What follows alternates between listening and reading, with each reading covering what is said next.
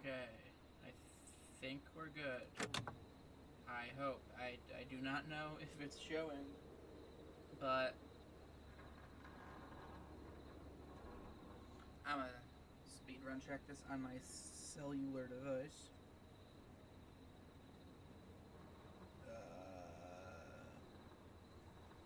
I don't like that. Oh, it is. It's showing. Okay, we're good. We're good. We're cozy. Let's not get killed. How about that? Radio Man. We're so back. Give it a second.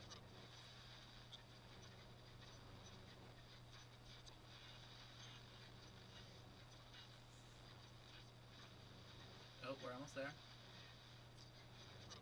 There it is. We're here. We're back. Hello. The line's lit up. I need to take the call. Yeah. Forrest Nash here.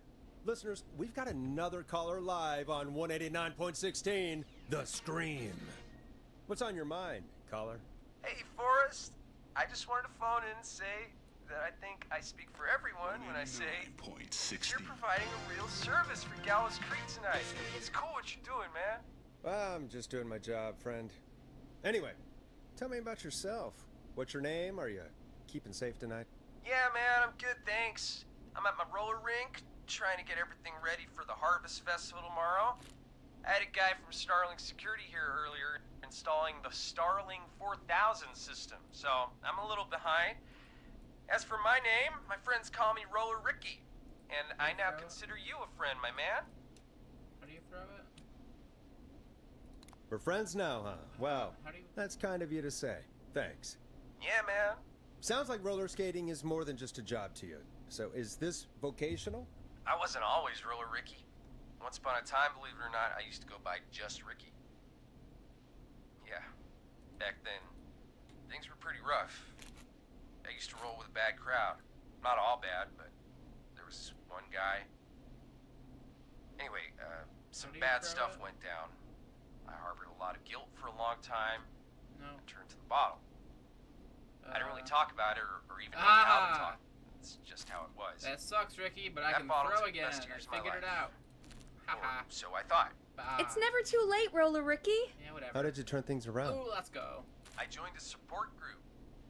I opened up about my problems, and sharing that burden just took so much weight off. Unlucky. It's a long story from there, Good but shot. I found roller disco. Good shot. I learned how to have fun again, cutting loose and making shapes. Now whenever I get down, I get down. I'm finally free from it all, man. It's important just to talk to somebody. That's the first step. Ain't that right, Max? Dog. 1. Aw, hello, Max. 2. Yeah, welcome to the show, Max. Max is my emotional support dog. That's great. He's a rescue dog, but I always say he's the one that rescued me. He's the best dog a guy could ask for. Of course, the first thing I did was teach him how to skate. He's better than me now, a real pro. Max can skate. Yeah, man. At first they said it couldn't be done, and then they said it shouldn't be done. But Maxie loves the rink, man. Is that another train, Maxie? Maxie loves trains, man. He's even got that special how to greet them. It sounds like you two make a great pair. Maxie appreciates all the positivity you're throwing out, my man. You know, I'm actually hosting free skating lessons tomorrow at the festival. I think it's a great opportunity to give back to the community. Man, all this talk of skating's got me itching for a boogie. Before I switch my radio off for the night, could I request a song, Forrest? Something I can groove to, you know, something funky. It'll be me and Maxie's final boogie breakdown tonight. Then I think we'll take it down a level. I can do that. Thanks again for calling. You and Max, be safe now, okay? Bye, Maxie. You got it, man. Peace. Well, folks, this next one goes out to Roller Ricky and Max. Enjoy. Late night lurkers.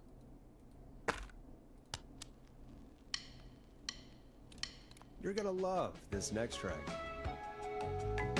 I really needed that call, you know. after everything. Yeah, I get that. He talked a bit much for my taste, but it is inspiring to hear somebody come back from the brink like that. Yeah, that's what I meant. You were thinking about Max on skates, weren't you? Well, would you look at that? Another caller on the line. What are the odds? Better take it. Welcome back to 189.16, The Scream. This is Forrest Nash. How are you tonight, caller? I'm doing okay. I made it home safe. Gary! Hey, I just wanted to thank you for doing what you could earlier. Yeah, sure. Boom. Let's go. Even though not everybody made it. Oh, that sucks. Unlucky. I don't know. Hey, it's okay. You were so brave earlier. You're safe now. I wanted to ask you why he didn't. Why am I? Why what, Carrie? Why did he spare me? After what he did, why let me go? Maybe he only wanted to hurt the pranksters. Maybe.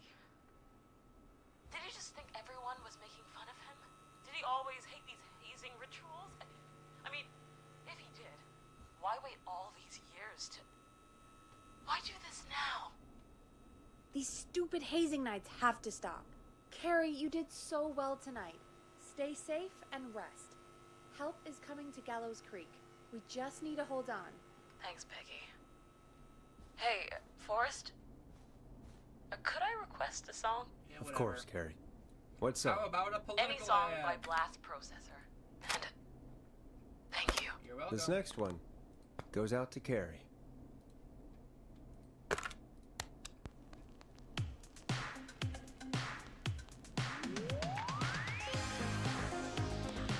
You know, what Carrie just said has really got me thinking. About what? The whistling man left her alone. Why? There must be a reason. When it comes to masked whistling killers, I don't think a reason is a key part of their process. Well, it's something to consider. I need to take a break. If you want to stretch your legs, now's the time. Just hit the Peggy button when you want to get back on air. Freedom.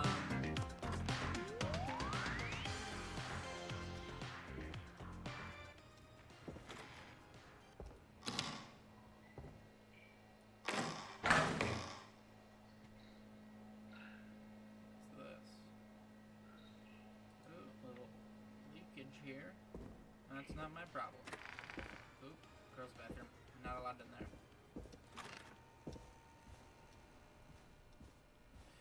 Can I type?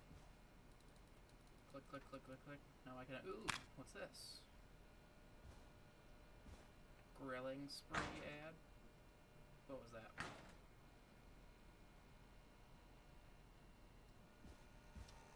The bathroom doors. We're good, we're good. I want to know what this is. Hi, Edgar. How you doing?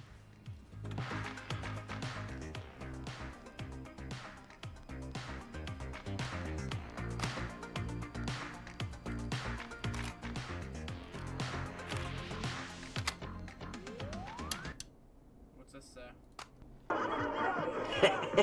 Great party, man. Thanks. Can I grab another beer? Hey, sure thing. Let me grab you one out of the fridge. Oh no, we're out of beer. What am I gonna do? The party is going to be over.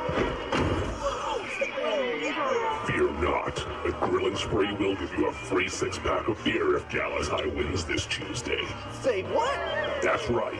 Order a meal deal from us and you'll get a free 6-pack of beer if Gallows High A wins. free 6-pack? Righteous. You heard me. 6 beers if Gallows High wins. Sounds like you've already had enough beers. I hope we murder them. Me too, Billy. Me too. Come on down to Grill & Spree or call 555-749-8335. We've got barbecue you'll die for. Okay, maybe that was a bad ad. Oopsies. Let's get going, Peggy. Alrighty, we could run another segment or... Scratch that, Forrest. We have a caller. You're through to 189.16, The Scream.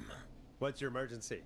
Hello again, Forrest. Oh, this lady. That call with the teens was awful. I Those hate poor you. kids. This lady sucks. Still, I'm glad the girl didn't get hurt.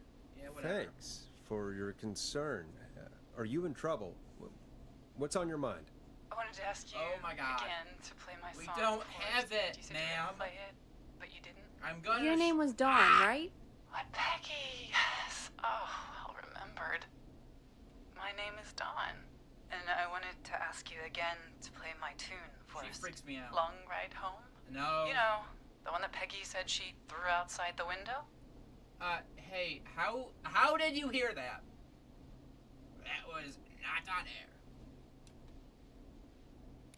But we don't have that song.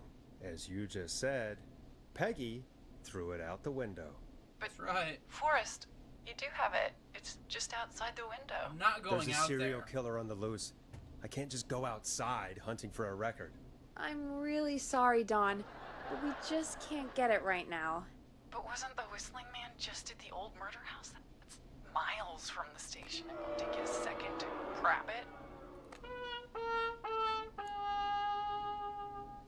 Call us back tomorrow when this is all over, Dawn, and I'll gladly play it for you then.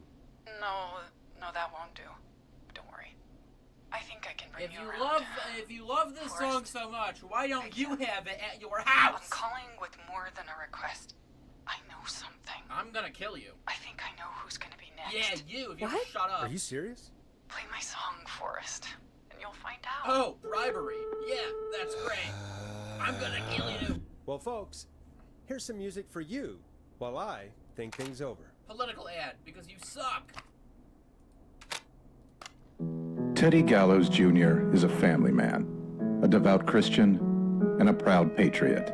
Teddy Gallows Jr. is Gallows Creek. Like his father and all his fathers before him. Never mind. I don't think it's gonna work. I gotta play a song. Hang on. Play a record, Forrest. Shut up. I'm working on it, Peggy.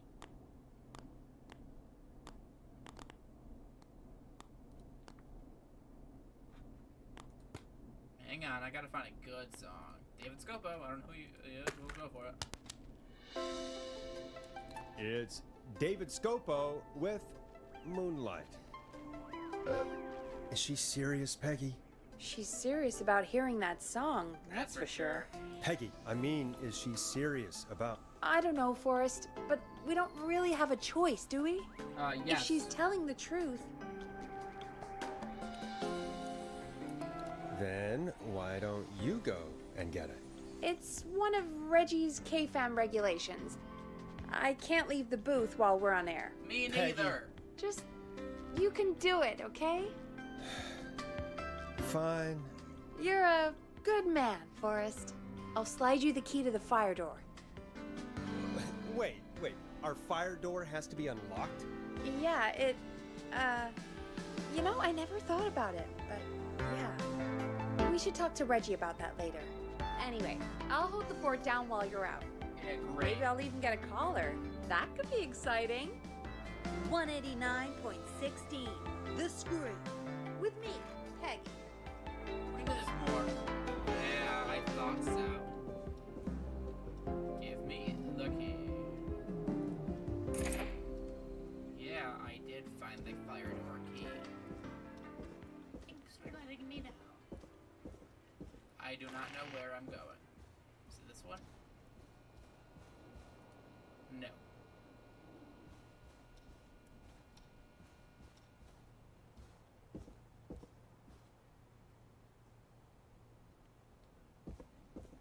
Okay, why am I walking out into an alleyway? That seems dangerous. I work here. Tick, tick, tick. Working. What's this? I don't know what that means. Kitties. It's a funny looking clock.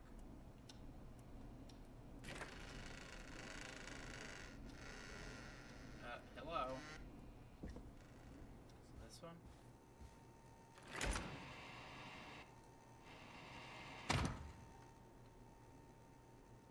Which it didn't seem like it had to be unlocked. Needs a key. I have a key. I guess I'm going out here then. You know, I hope she'll be happy when I'm brutally murdered by the Whistling Man. Out here. In the open. Oh! Alone.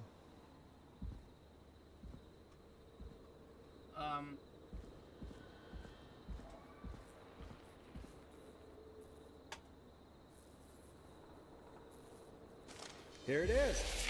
Long ride home. If you start... I swear to God, if you start whistling...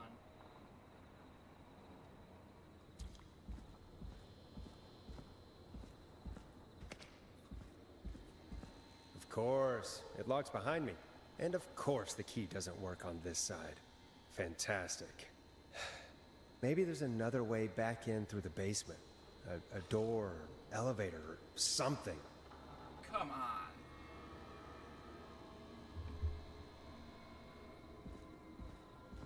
Are you kidding me?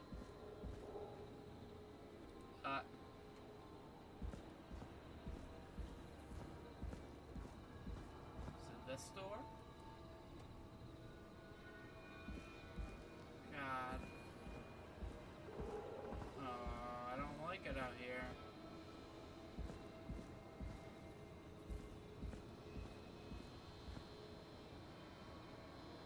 Well, I know the game doesn't end here, so... It's...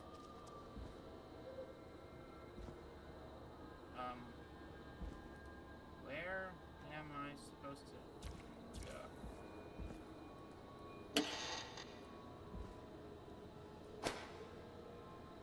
What am I supposed to do with this? Looks like I'm gonna have to hunt around for some new fuses. Nah, that's not right. Do the fuses add up properly? Eh.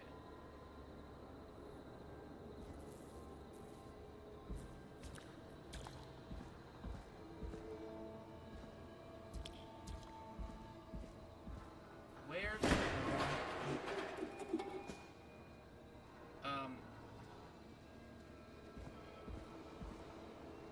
Hi?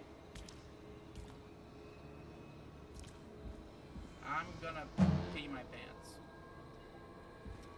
I don't know, oh, just this?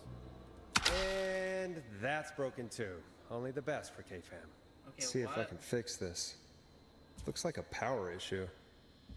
I should check the fuse box. Aha! I found a fuse.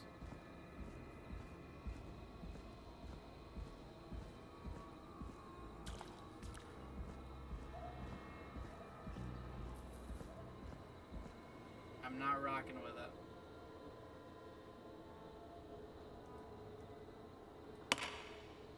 Looks like I'm gonna have to hunt around for some new fuses.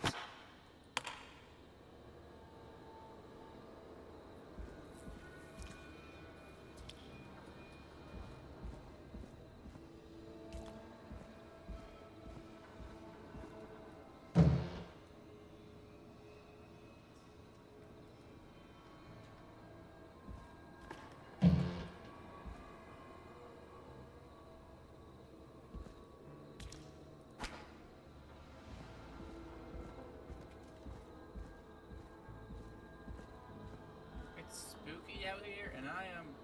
Hold up. Where did she... Oh, this must be where our studio is. That window.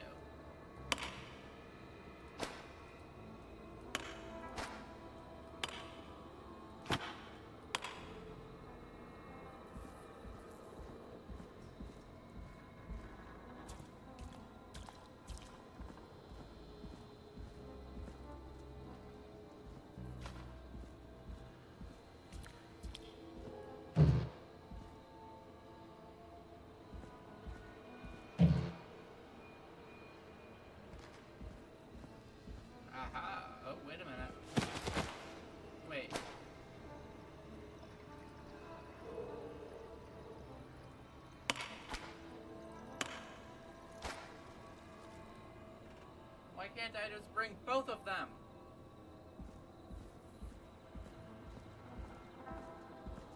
Oh, what? What? Do they all have to be red? Or green or whatever they were?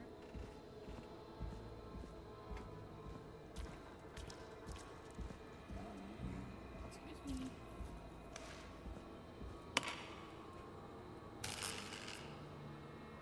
Come on. What?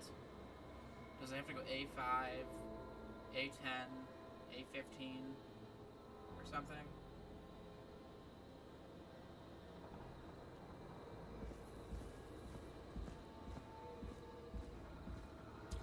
Oh, here's a green one. Hey. Hello?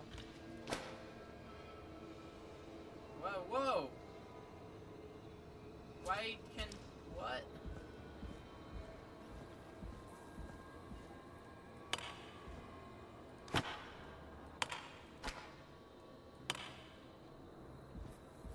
Gotta find the last green one. I think.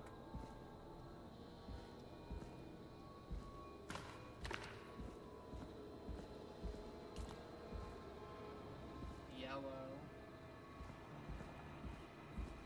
Yellow. Ah!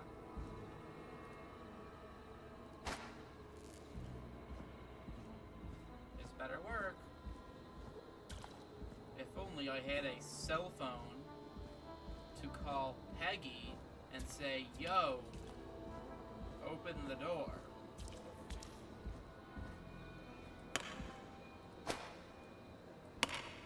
Are you kidding me?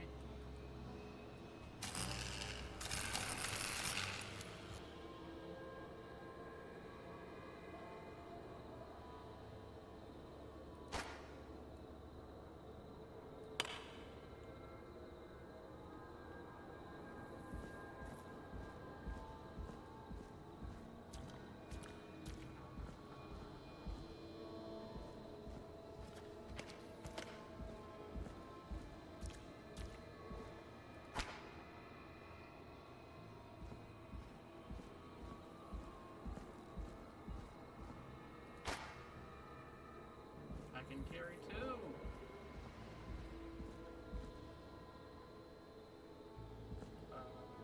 On another red one right there.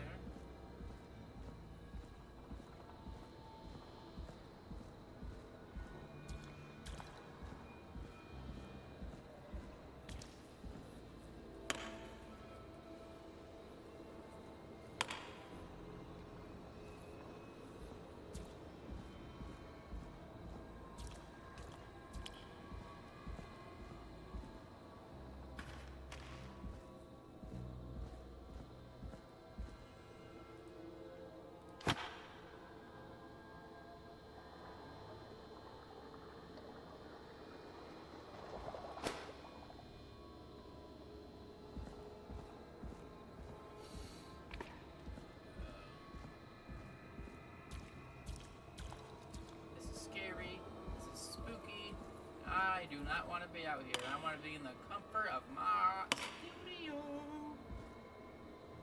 A 5, a 30, a 20, a 5, a 15, a 20, a 30. Bingo! Haha!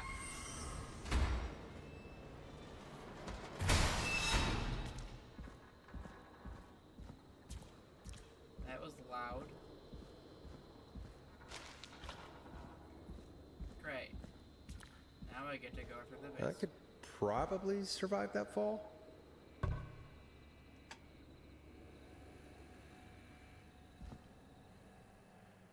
Hey, can you close the basement door? Looks like the janitor's closet. What did Peggy say his name was? Clive? What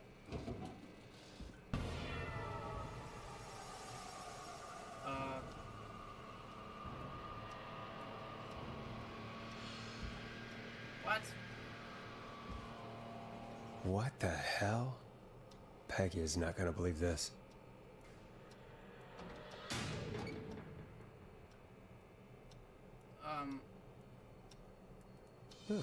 There's a key.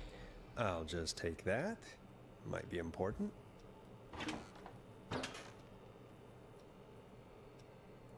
What am I supposed to do with this information?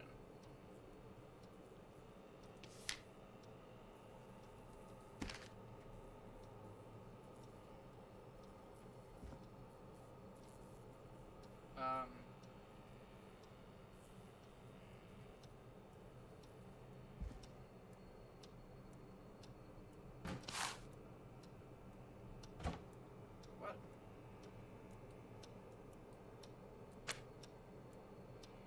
Can I just go up there? Wait.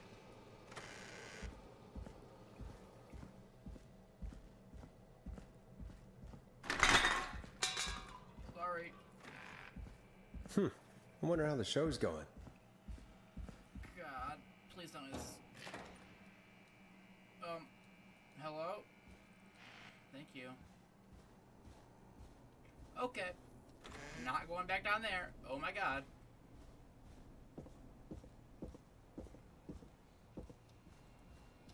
Did Forrest not see the whistling man in the alleyway? Is this guy stupid? Isn't that such a good song, folks? And now for... Jesus, Forrest, you've been gone for ages. I thought something had happened. Something did happen. Something did happen. Ah, I knew it'd say that. Clive the janitor might be Clive the murderer. What? I'll start from the beginning. The fire door locked behind me.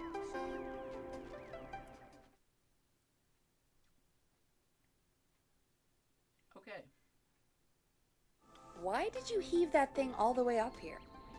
Because the basement's creepy as hell, and I don't like standing around down there. Fair. Alright, let's run through this again. We have a creepy board you found in a creepy basement, made by our creepy janitor, who you think is the creepy whistling man. E. And on the creepy board are the names Chuck Brody, Kim Walker, Rebecca Allen, and Aunt Williams. Correct. And you think one of these people will be the whistling man's, Clive's, next target. That's right. And we've got to find them. You said there are 4 locations listed there too? The hospital, the power station, the gas station, and the trailer park. Clive must think the target is at one of those locations. Forrest, you're gonna have to figure out if any of the potential targets are at one of these locations tonight.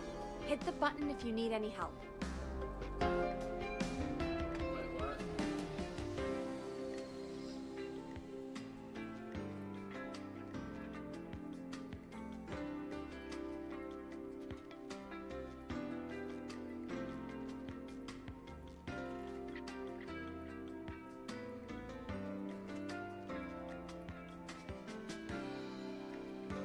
Class of 69.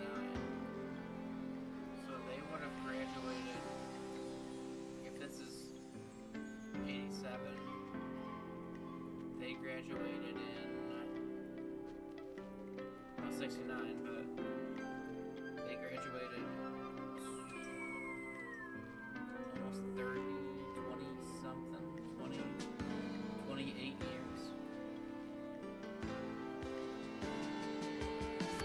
Pop gold.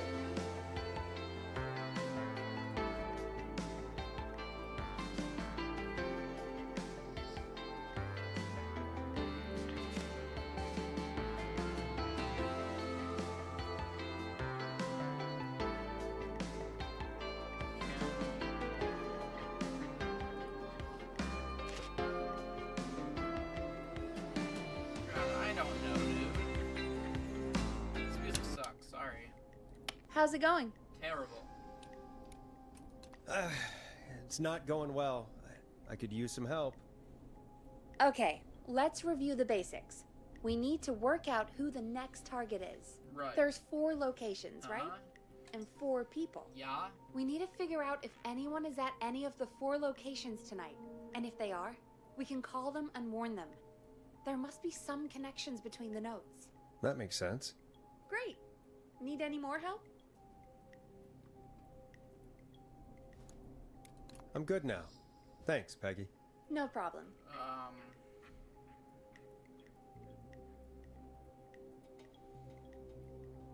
Chuck Brody.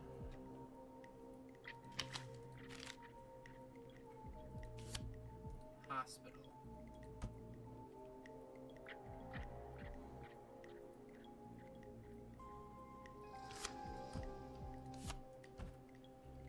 Kim Walker.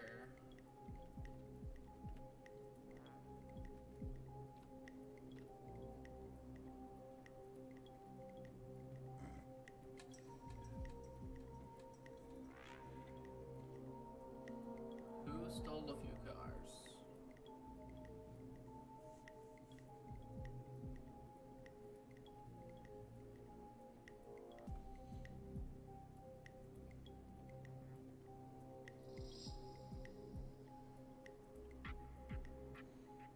Who won the lottery?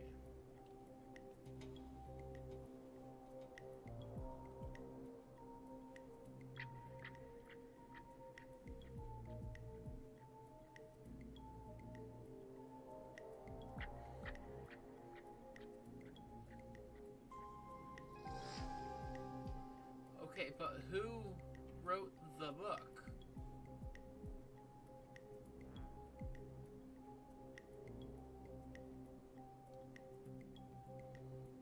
God, I don't know, man. It's a 2-year investigation.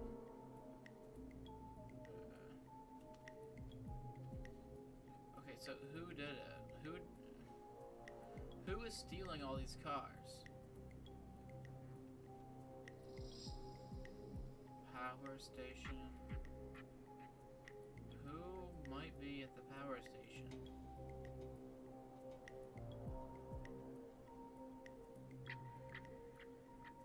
Oh, Aunt Williams. Rebecca Allen.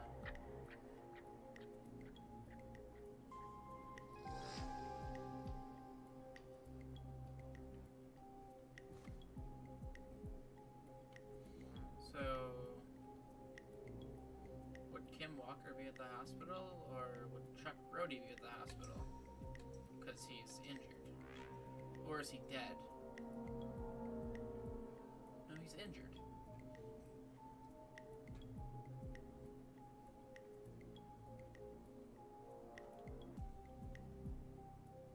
So...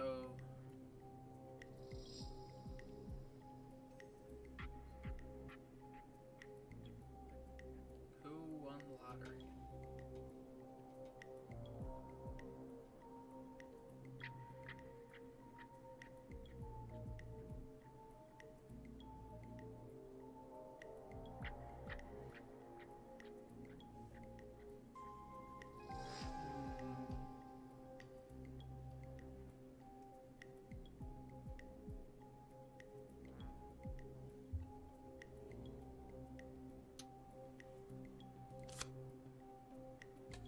I'll put that there.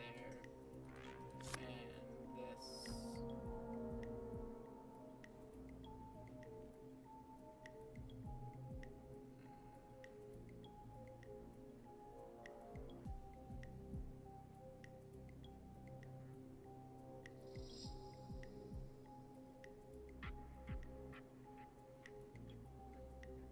It was sold to a man.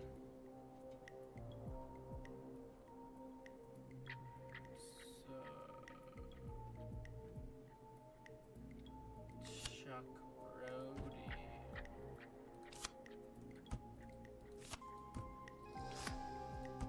I think.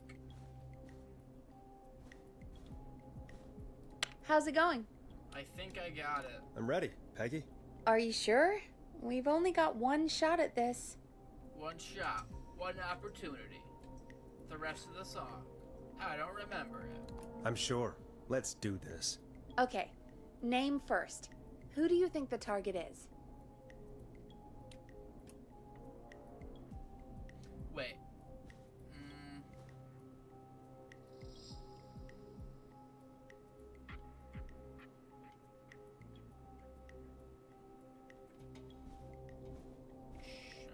Chuck Brody went up. Chuck Brody.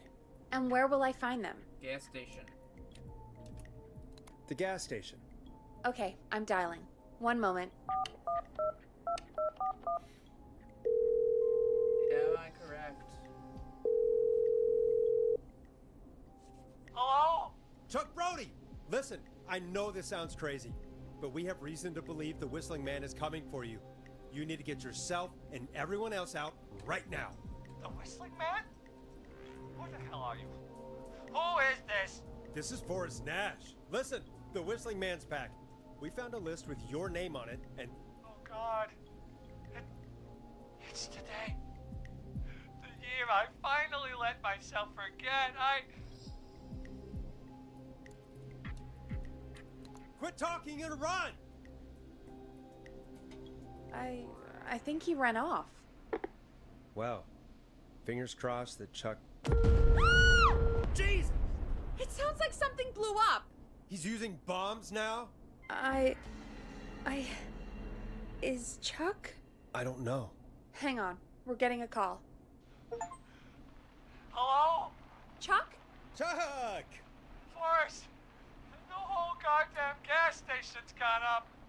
Is anyone hurt? I don't think so. I got everyone to follow me out. The town's only ambulance was blown to hell, though. Yeah. Damn it, that fireball threw me. I've got to get to the hospital. I'm not feeling great. Forrest, man, I can't thank you enough, but... Damn. I gotta go. Wait, Damn it. We lost him. What was that about today? Oh, Forrest, the call board is lighting up. Get us into some music while I deal with this. Here's some music while we regroup here on KFAM 189.16, The Stream.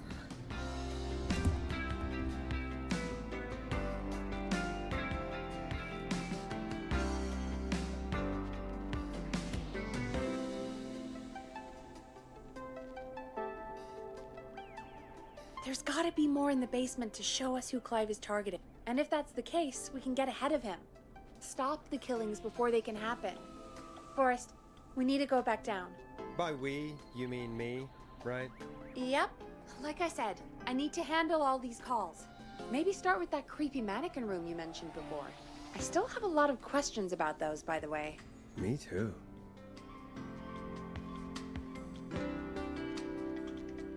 Great. Back down I go. She says I gotta get back to work.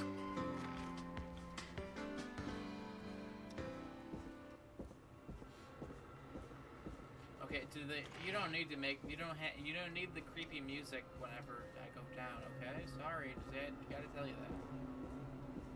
Can we like not do this?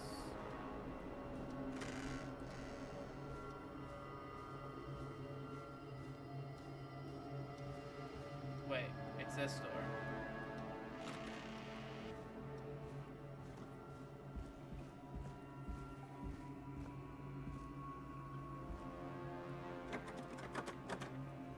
Okay, it's this one.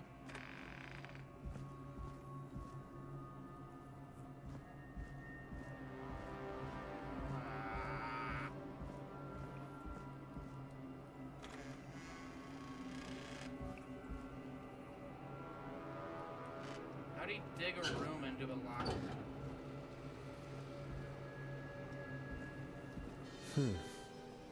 A key? Was this always here? I must have missed it when I brought everything upstairs.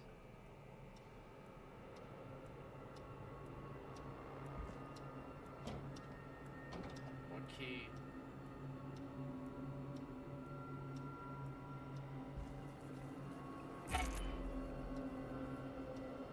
I don't like this. This is scary. Can I go back up now?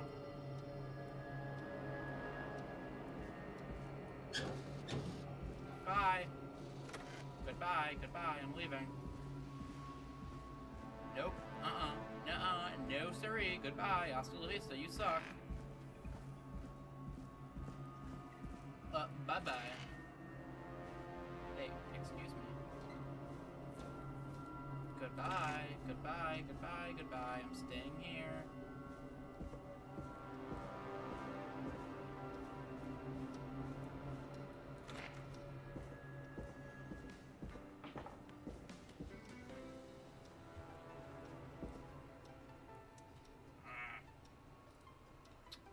Blah, blah, blah.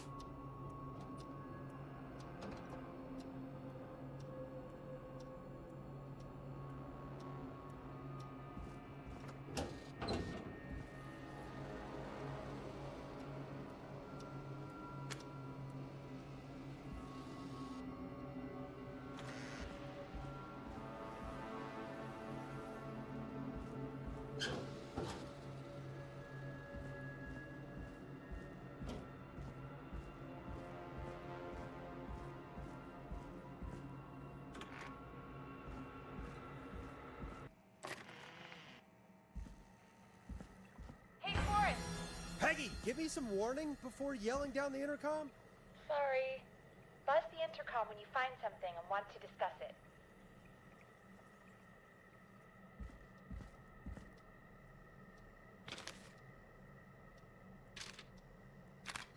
Peggy, I've found a tape and a map down here. A map of what? Looks like it might be to somewhere in this storage area. Weird. Well, maybe the tape will give us more information. Give it a play.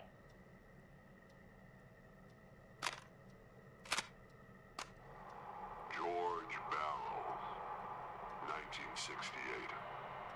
That's when this all began for me. Follow the maps, find the tapes. I'll be waiting. Wait, George Barrow? We all heard that he drowned after a night out drinking. Was it actually Clive? Has Clive really been the whistling man for that long? He says I need to follow the maps and find the tapes. I guess that's what this map is about. I think we need to see what else is hidden down here. Be careful, Forrest. Keep looking. Buzz the intercom when you found something.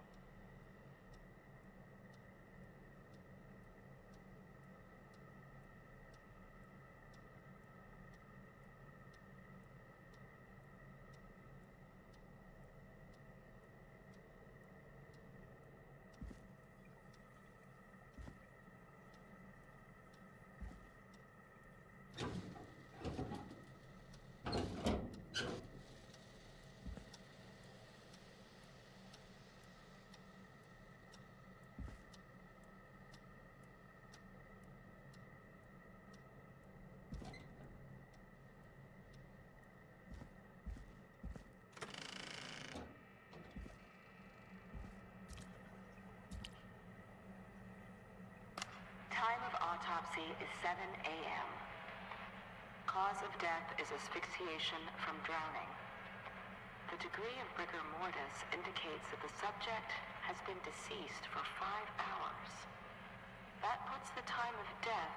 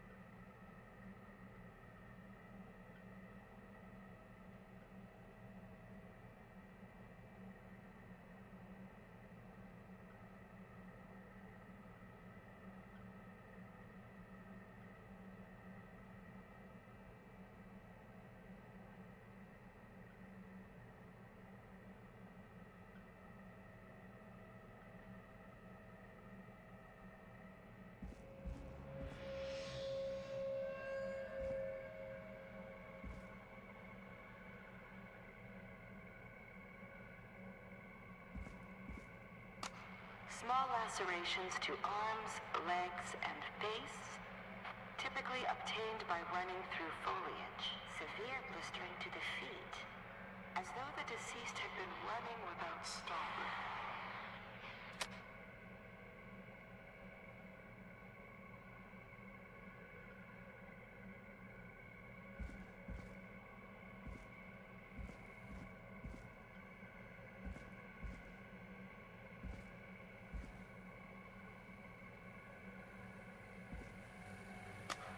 Additionally, there appears to be a post-mortem injury to the arm.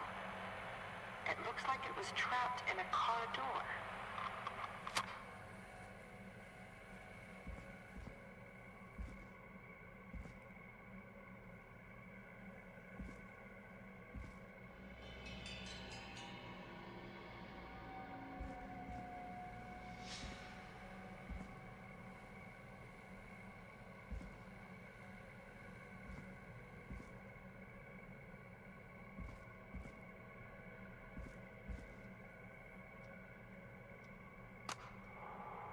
Listening to this, then I'm probably dead. What the? I'm a man who likes to stay informed. I've got subscriptions to newspapers all over the country. A few weeks ago, I noticed headlines cropping up in those papers, one after the other. Each headline about a murder. Each murder the death of someone I knew almost 20 years ago. And each one drawing closer to Gallows Creek. Drawing closer to the anniversary. None of us are innocent, but I don't think we deserve killing. All I hope now is that I can save some folk from the worst. And I can. I don't know. Do something to make up for what I did back then, I guess. I didn't kill anyone, mind you. But that's past mattering. Now, there's more I could say. That I should say. But my employer made it clear that my family would pay a high price if I ever spoke out. So, hopefully I've said enough for you, listener, whoever the hell you are, to start putting the truth together. What the hell? Peggy is not gonna believe this.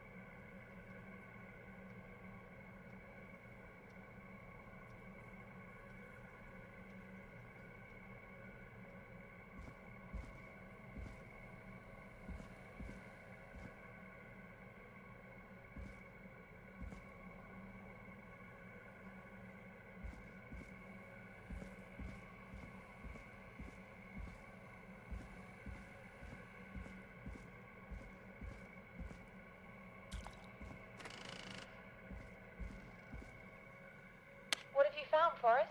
It's an autopsy tape. Doesn't say for who, but I think it must be for George. George. He was so young. Something's bugging me, Peggy. What do you mean? I swear I recognize the voice of the woman talking on the tape. I just can't place it. Seriously? Do you think you've met her before? I don't know. I mean, I just got here recently. I don't know. Found another tape. It talks more about how George died. What did it say? It sounds like he was running for his life. Sprinting through trees and bushes, getting cut up all over. What would drive someone to do that? I'm not sure yet. I found a tape that introduces a new detail to the story. Post-mortem injury. Apparently, his arm got caught in a car door. A car door? Yeah, after he died. How do you suppose they can tell? How can they tell? I'm a radio producer, not a coroner. I think I found Clive's last recording. I think Clive might be gone. Gone? I found a confession. Not for any killings, but for playing a part in covering up George's death. He left this behind in case he died. He hoped someone would find it. Do you think the Whistling Man already got him? Possibly. We've had a lot of callers tonight, but maybe not every victim made it to the phone, you know? We don't know how many there really are. Christ, Forrest, that's dark. I know, but Clive said he had read about other murders in other towns, and that the murders were all folks who knew about the incident. And the killings were getting closer to Gallows Creek. He said he wanted to do something good for once. The board in his office. He wasn't tracking people down to kill them. He was tracking them down to save them.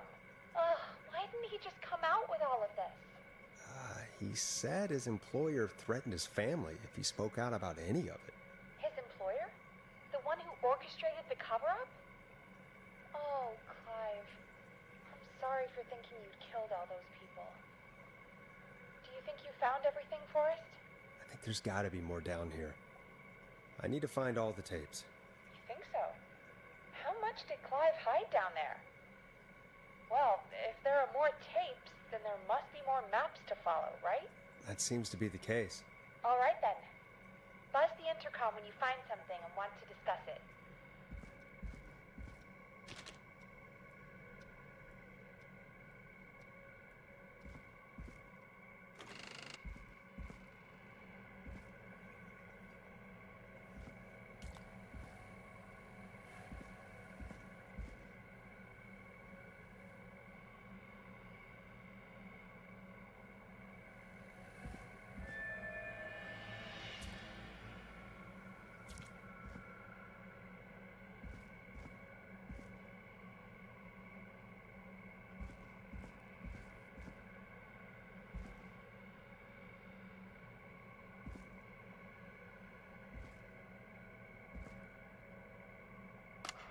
Preliminary toxicology results shows no signs of inebriation. However, a high amount of cortisol was found, indicating elevated levels of stress in the immediate moments before death.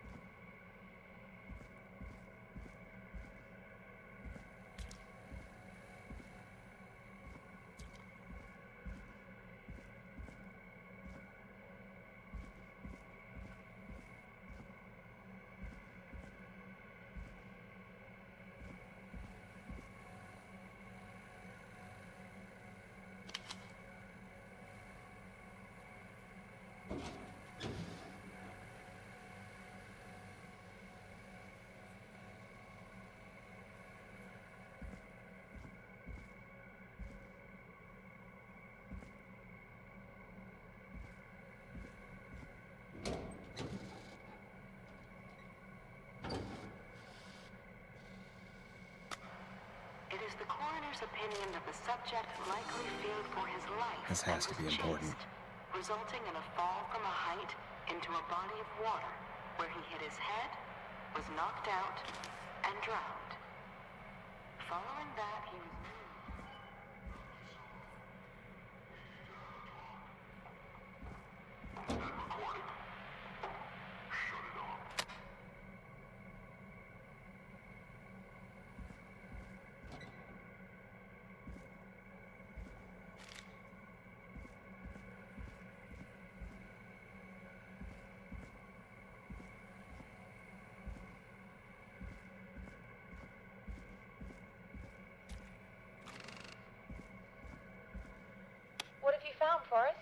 There's also a tape about a toxicology report. There were no signs of drinking or that he was on anything. What? But everyone said he went swimming drunk and drowned. It was in the newspaper and everything. I found a written autopsy report. What does it say? According to that, it's just like you said at the start. George drowned after getting drunk. Said he liked to fight, too. But that contradicts the tape. I know, and I think I know why. There's a note with the report that says, "I'm sorry I made you do this, Virginia." If it was on the autopsy report, then Virginia must be our coroner. Wait, the caller from earlier, when we had to call the takeout restaurants, wasn't her name Virginia? We need to call her back once we finish down here. It looks like she might know something about what's going on. In another tape, the coroner comes to the same conclusion as I did. George was running from something. Maybe an animal? Maybe, but then there's this next bit, where the coroner thinks he was moved post-death. Moved the body? How weird. At the end of the tape, someone burst in and demanded Virginia stop recording. I think it was Clive. This is starting to make sense now. This is a conspiracy to cover up what happened to George. Do you think you found everything? I think so. Forrest, what's going on here? Someone wanted that boy's death to seem like an accident. And they hired Clive to make it look that way. Come back upstairs when you're ready. We need to figure out our next step.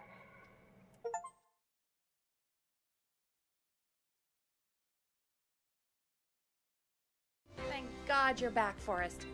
I've been running out of stuff to pad our airtime with. Peggy, you work in radio.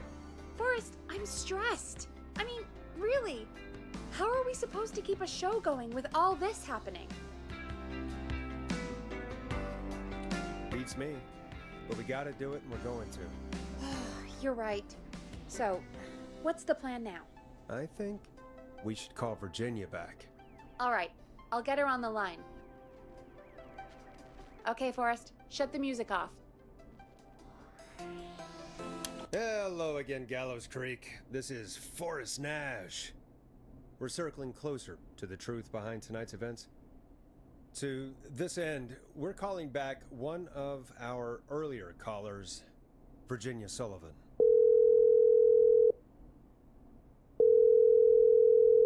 Fredman Plunker here? Who's this? Is it you? Goose? Plunker, it's Goose. Goose! Where are you? Get your ass here! The party has moved! Oh, cool. Where's it moved to? This old lady's house. She's pretty cool, though. Dude, she said we could raid her liquor cabinet if we stayed and protected her. Of course, we're not drinking anymore. We're staying sharp in case that whistling turd turns back up.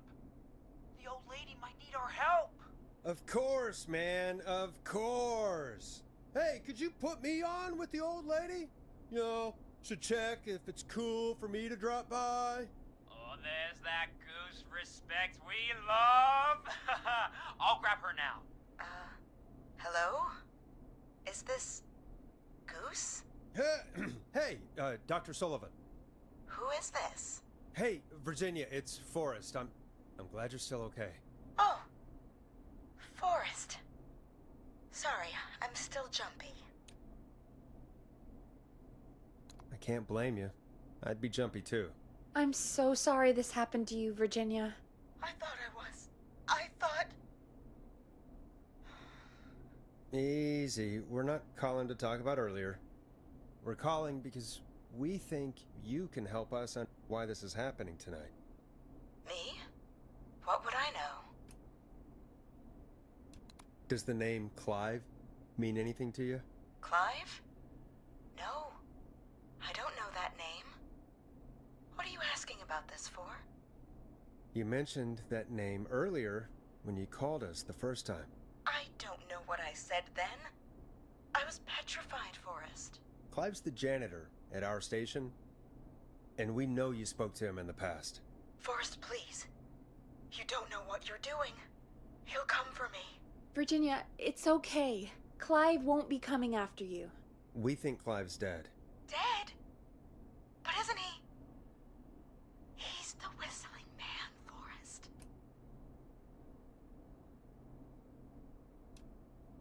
We thought so too, but... You don't understand. All those years ago, It's okay, Virginia. He's gone. We found evidence to suggest he... well... And we found your autopsy reports for George Barrow. How?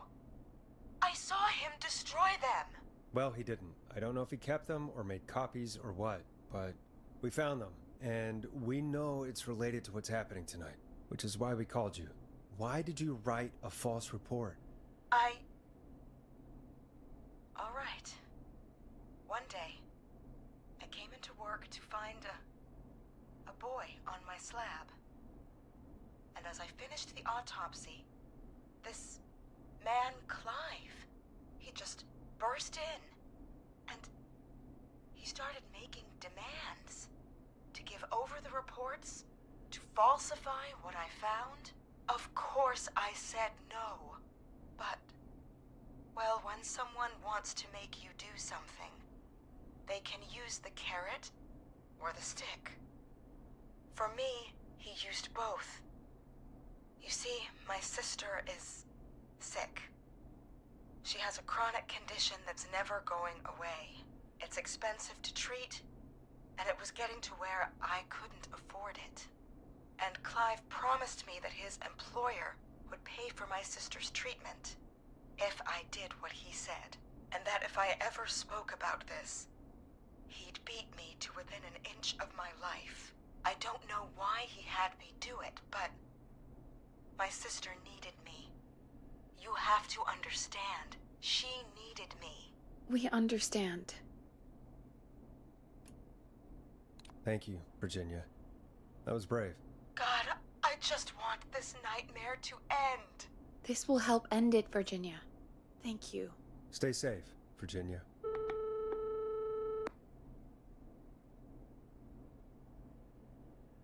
So, Virginia's tied up in all of this. Clive threatened her to keep quiet about George's death. But for who? Why cover up these details?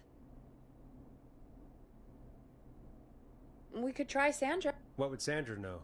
I don't know, but we have to start somewhere. Anyway, just be careful when you're talking to her. Don't push too hard. We don't want her to hang up. I'll be careful. All right, calling her now. Hopefully she's at her jazz studio.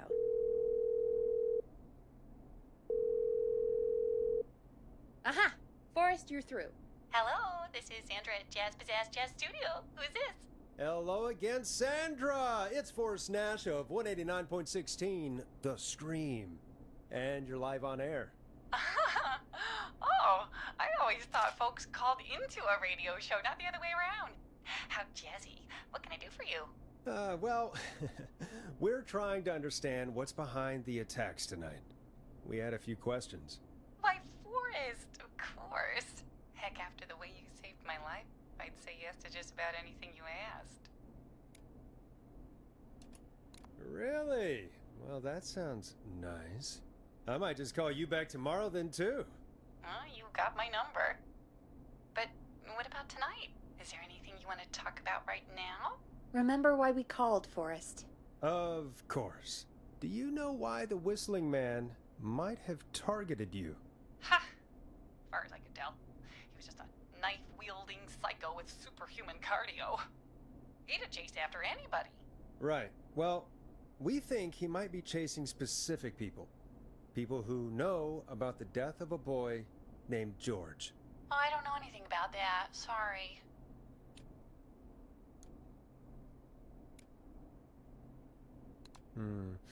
Have you had to keep quiet about anything?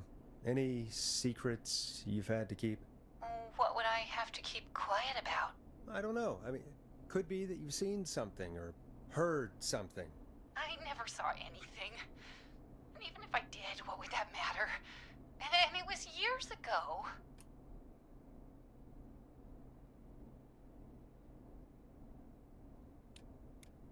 Sandra, are you okay? It was years ago. We know, Sandra. You do? You know that? Yes. Of course. This studio is my life. After I found the body in the river, I couldn't lose my studio.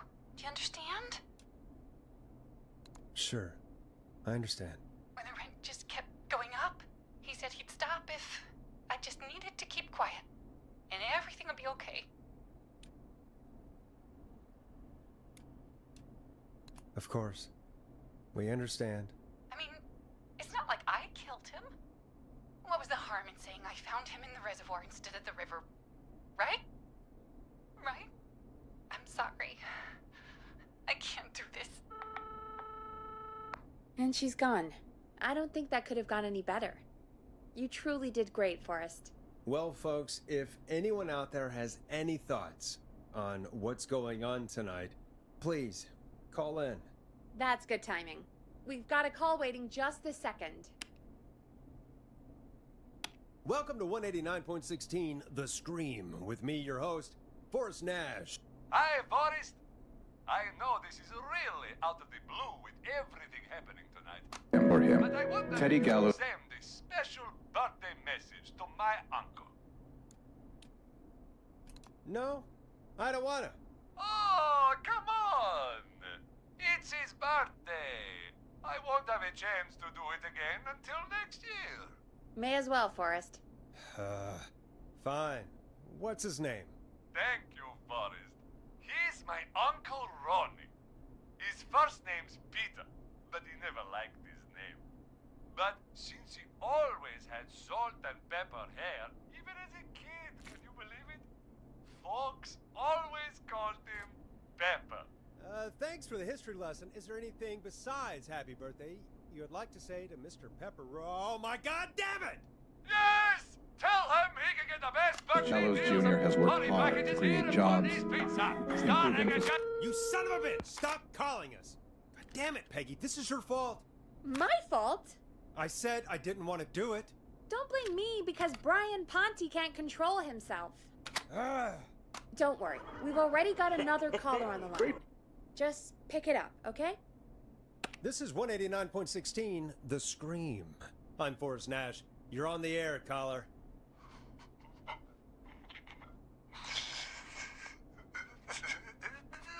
Caller.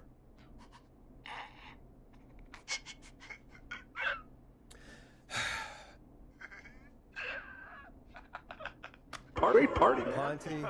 Can I grab another beer? Always Let me delivers. grab you one out of the fridge. Come rain or sleet or whistling man, we'll be there. A beer. What are you gonna do? The party is going to be over. Forrest? Forrest? Are you okay? Forrest? I hope the whistling man gets in with his own pizza slicer. Jesus, Forrest? Sorry. That was too much. It's okay. It's been a high-stress night. Don't worry about him anymore, okay? Not for tonight, anyway. I think he's spent for now. We've got another call, whenever you're ready.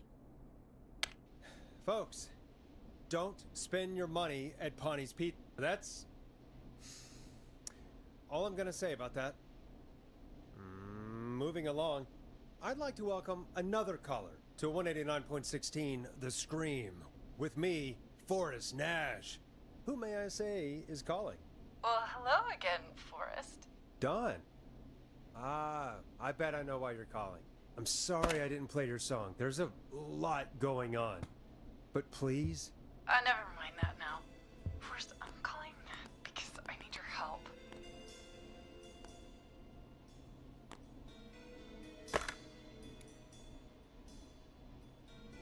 Are you in danger?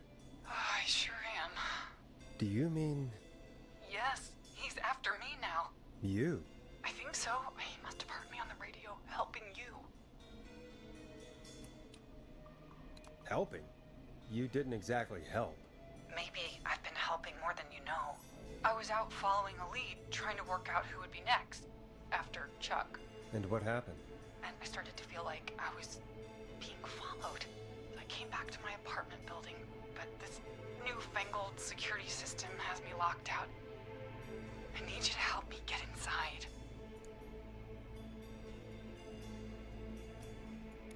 Don't you have a key to get in? Only for the apartment door. The front gate requires an entry code. The future is electronic, I guess. I need that code to get inside. Which apartment block do you live in? Maybe one of our listeners lives there too. It's the new Woodside apartment building between the town hall and the trailer park. But I doubt any of your listeners live there. I don't have many neighbors. Sounds like a prime piece of real estate. The sound really carries at night. Shit.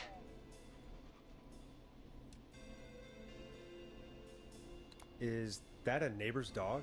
Yes, it is. Boy, I wish he'd muzzle that thing and... Oh. And now he's blasting David Scopo out of his window. I can't get any... He's coming down the street. I don't think he's seen me yet. Forrest, please. I need your help. I need the code for that security system, or I'm gonna die. Can you get your neighbor's attention? That the whistling man will see me, Forrest. I can't do that. What's the name of the security system? There's a sticker on the box. It says Starling Security 4000. There's a keypad, and it looks like it wants a 6-digit number. Starling Security 4000, huh? That's right. Very newly installed. I need the key code before the whistling man gets me. Yeah, of course. Don't worry, Don. Thank you, Forrest. I knew I could count on you. I'll sit out of sight. Call me back soon. All right, folks.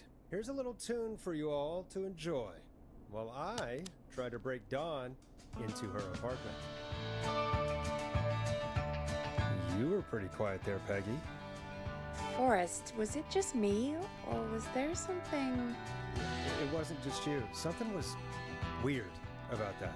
Yeah, well, tell you what, we have a Starling 4000 or whatever here at K-Fam. Clive bought one for the station. Maybe we can find something to help. Well, I'm not sure who, but to help someone.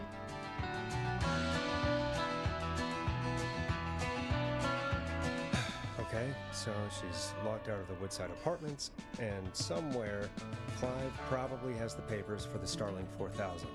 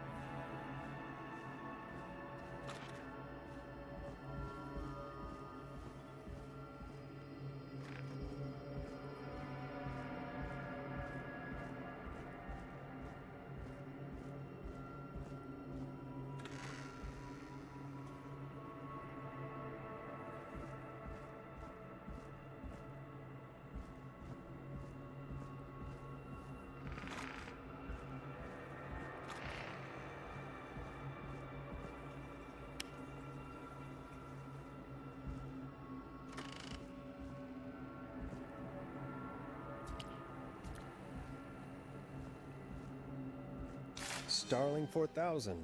User manual. Ah, these codes should come in handy.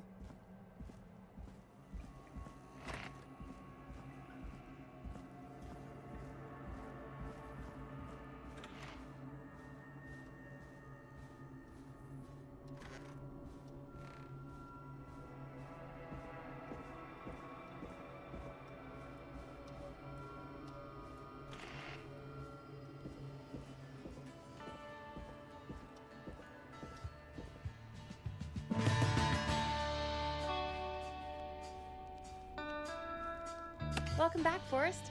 Find anything? The Starling 4000 security manual. It's got a bunch of codes. Good. And did you find anything else? Nothing except the manual. All right. Well, I'll get Dom back on the line then, Forrest. I'll let you take it from here. Thanks, Peggy. When you're ready, shut the music off. Line 1, whenever you're ready.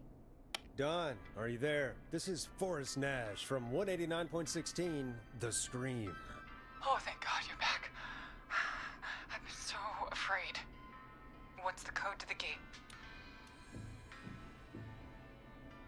The code is 191519. Thank you, Forrest.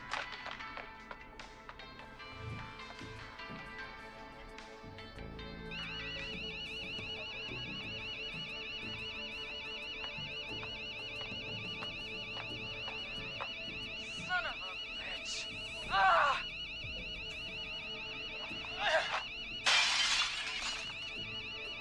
Is she?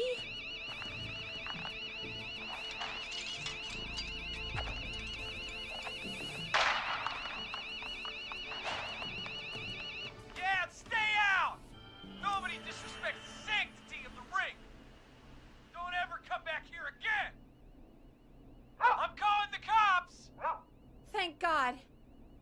Hello? Is someone there?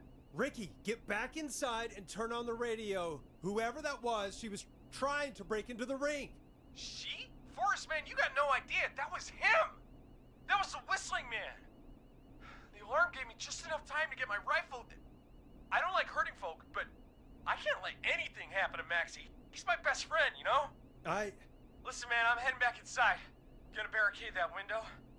My man, thank you. You and Peggy can skate for free whenever you want, forever. That's a done deal. Thanks, Ricky. Can't wait. You got it. Talk to you soon. Okay, Gallows Creek. Here's some music while we process what just happened.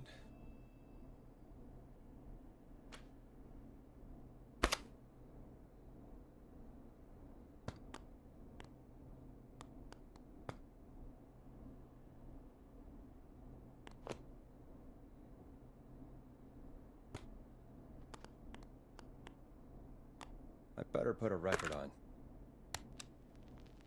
So, the whistling man is a woman?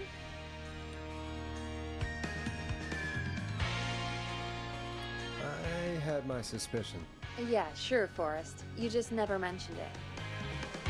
She called up. You spoke to her multiple times. I knew she wasn't right. Is that right, Sherlock? Why do you think she requested that song? To get me outside? Maybe, but how? She didn't know the song was outside to start with. That's right. She never actually attacked me out there. So? What now? I guess I should make an announcement. We do have new info. Okay, kill the music and you can make the announcement. Okay, you're live in 3, 2... Hey folks, this is Forrest Nash here. I hope you're all safely locked inside. For those of you listening to that last call, you might be wondering what to make of it all. Here's our take. We now believe the killer is actually a woman. One who might manipulate you into letting her in before she attacks you.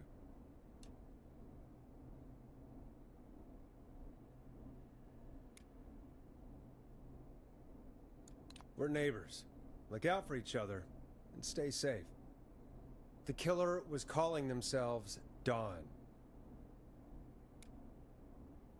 This could be a fake name. If anyone needs help or you have info on the killer, please call in. You folks have my new number, right? It's 911. Hopefully, our next caller can help shed some light on our killer. Hey, we had a call come in. Okay, folks, time to take a call. This is Forrest Nash, and you're listening. Please help me. My name is Casey Moore. I'm at 25 Nancy Drive. My best friend's been stabbed. He's bleeding everywhere. I don't know what to do. Please help me. Easy, easy. Take a breath. Relax. Okay. We'd been out at the reservoir. We were heading back to his place when we heard this whistling all of a sudden. He just started freaking out. He screamed at me, told me to hide. I'd never seen him like that, and I just panicked and ran and hid in a bush. Oh no. Forrest. Then what happened? He went up the road and talked to someone. I couldn't really hear or see anything. It sounded like he might have known the person, and they just stabbed him.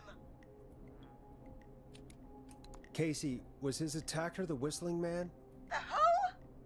They had a mask and wore all black? That's all I know. Please, we need help here. I'll get you help, but I need to know. Where did the masked person go? They left. They left him to bleed out. I waited until they were gone, then dragged him into the garage and called 911. Wait, why didn't she make sure he was dead? I don't know.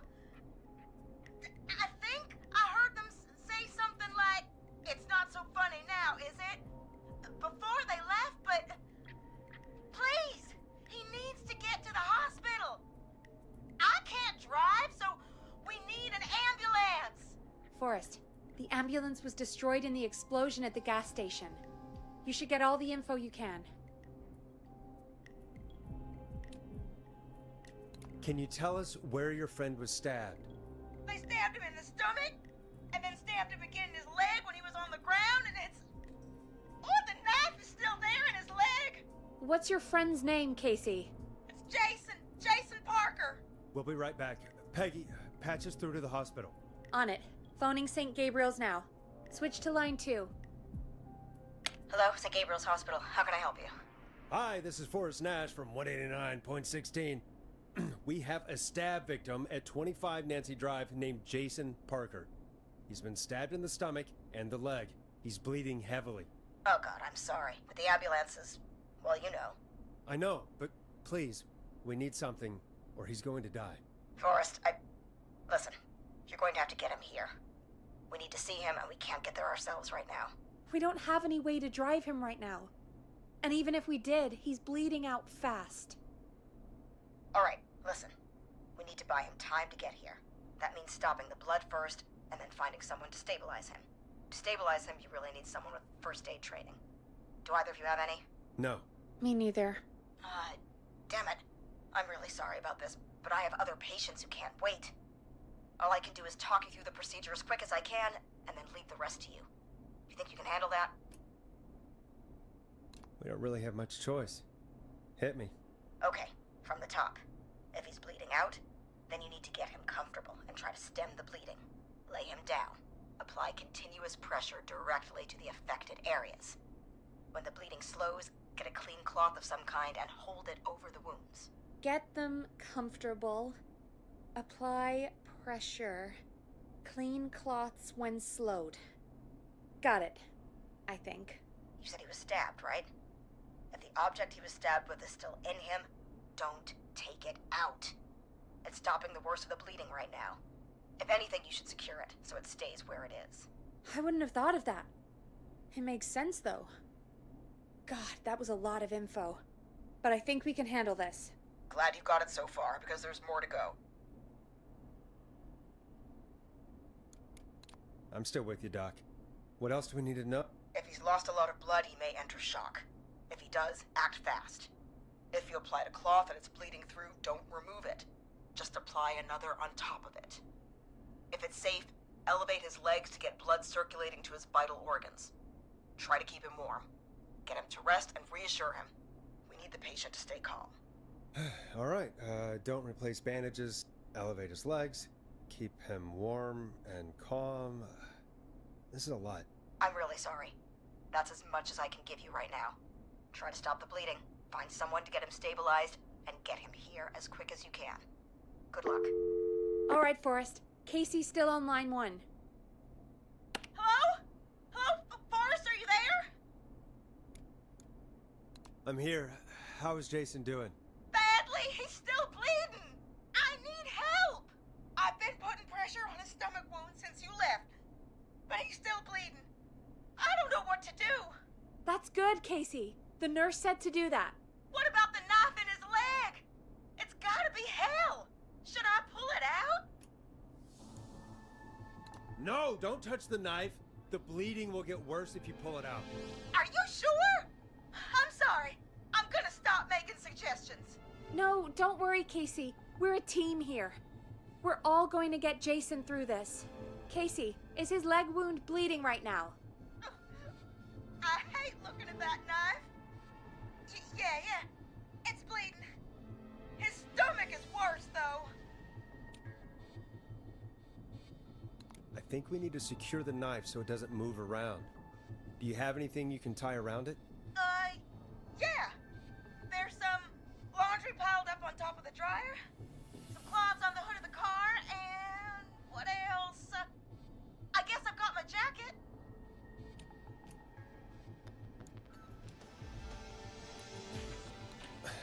Look in the laundry for something like a towel or a shirt. Hold that over the wound. Okay. Looks like I'm gonna have to buy you some new whites, Jason. Here we go. I'm sorry, Jason. It's secure. I'm putting pressure on his stomach again. Oh, I'm starting to think we might make it. Forrest, can I have a word? Now isn't the best time, Peggy. Can it wait? Forrest, it's kind of important. All right. Give me a second. Casey, I'm going to have a quick word with Peggy. Keep putting that pressure on and let us know when the bleeding is under control. You're doing great. But what if something happens? We'll still be here. Just shout if you need anything, and we'll be there. I promise. Okay. I'll wait. Jason, please be okay.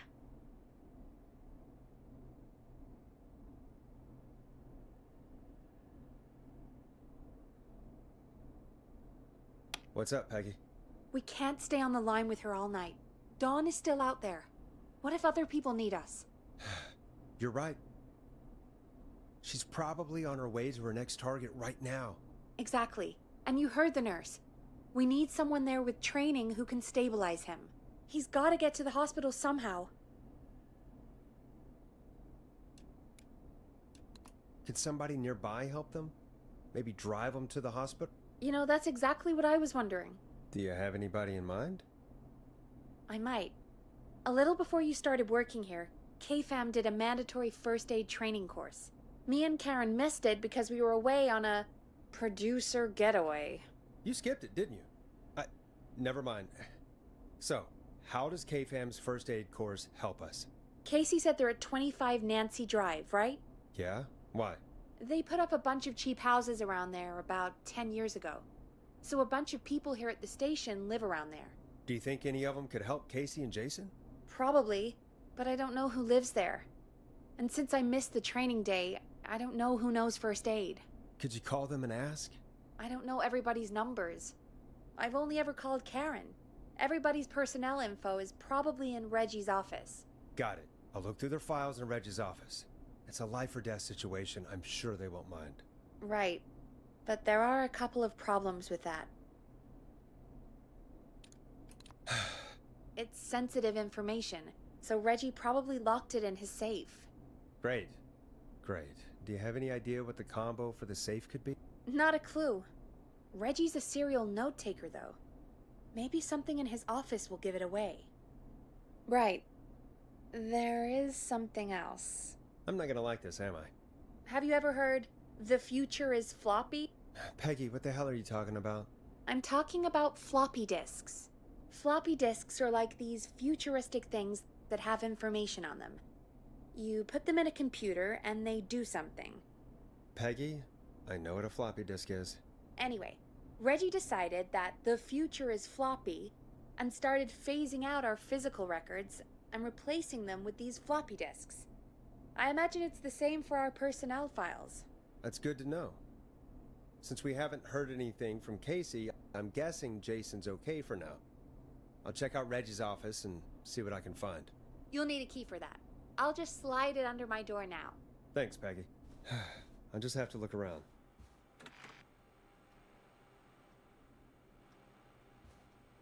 Good.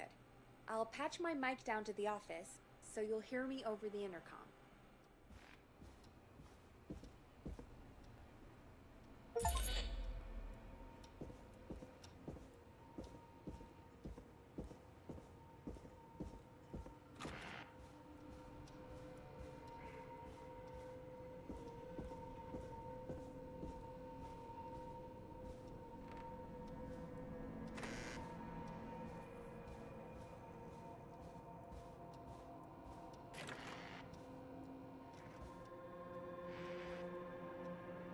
Looks like I need a 4-digit code.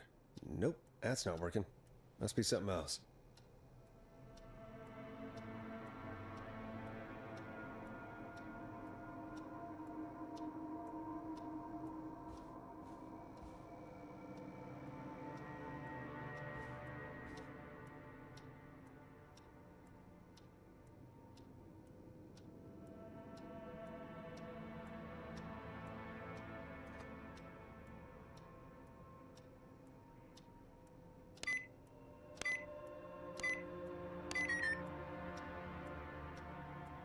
Nope, that's not working. Must be something else.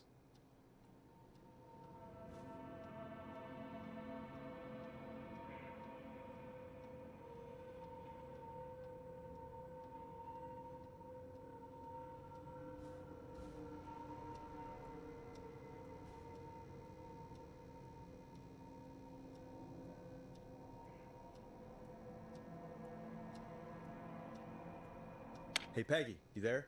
Yeah, I'm here. Did you find what we need? I can't figure out how to get into this stupid safe. No worries. We still have a little time. Reggie writes almost everything down somewhere. I'd recommend you start reading. I'll have a look around. You're probably right. I'll let you know when I find something, or don't.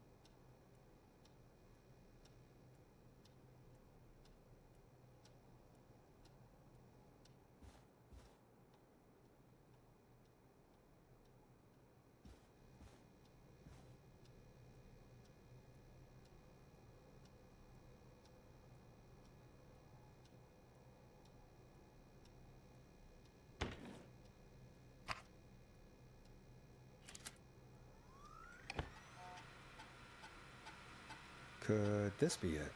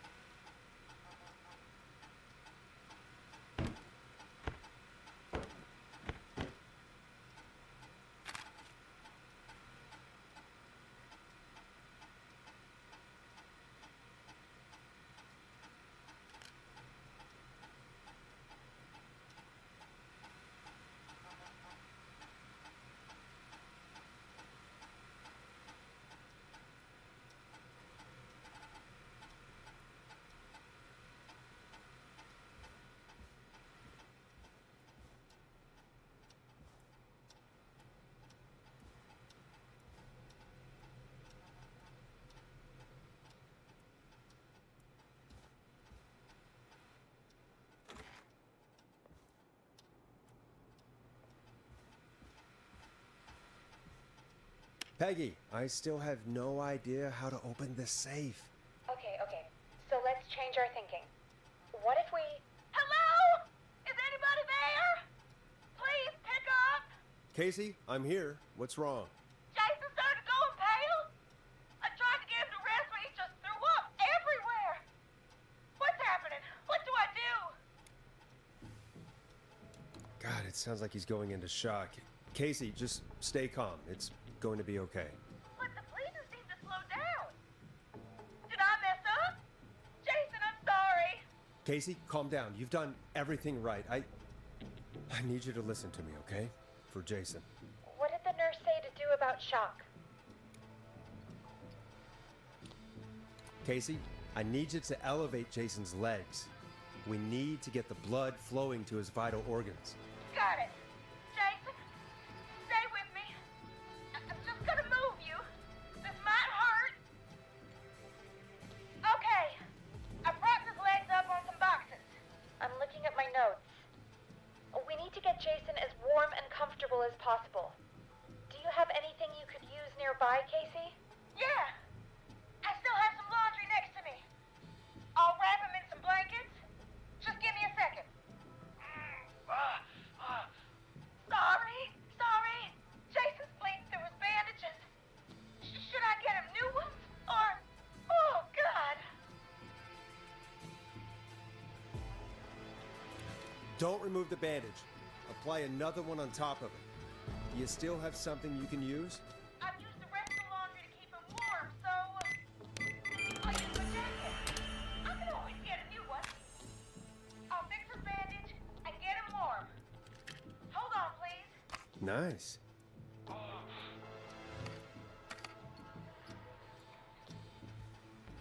Sorry. I'm done. You're gonna be okay, Jason. Just relax now, okay? Oh, he's scared. He's not doing well. Is he gonna... Casey, I need you to be strong for Jason. Sit with him and reassure him that everything's gonna be okay. Okay? Okay. Please. I can't give him what he needs. Please sit down. I can't lose him. Come on, Karen, pick up. Who is this? Oh, what time is it? Karen, it's Peggy. Something terrible has happened, and I need your help. Peggy? Oh. Did Reggie find out about our drinking sessions? What? No. Somebody's been stabbed. He's at 25 Nancy Drive. There's no ambulances, and... Whoa, Peggy. You know I missed first aid training. I have no idea what to do. Please, Karen, you always know what to do. You're the best we were able to come up with. I really don't know about this. Karen... Okay, I'll do what I can. 25 Nancy Drive, right? Yes. Thank you, Karen. I really owe you one. You're looking for Jason and Casey. Thanks. I'll head over there now. We'll talk soon, okay? Good luck. Hello, Casey. Are you there? How are we doing? Bad. Jason seemed really weak, and then just started thrashing. What about now? Is he still thrashing? He's passed out. Please tell me you found someone to help. Casey, help is on the way. My colleague will be there soon. You hear that, Jason? Someone is coming. You're gonna be just fine. Just hold on for me, okay? Just hold on. Come on. Hello? Jason, Casey? I'm Karen. Casey, are you there? Can you let me know?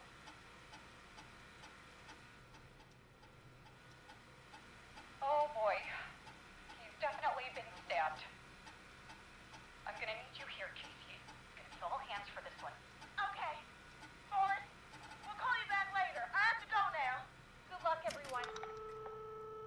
God, I hope he's gonna be all right. And with that, the show moves on. We're sending our best wishes to Jason. Well, after all that excitement, I think we could use some music. Come back upstairs. when you're ready.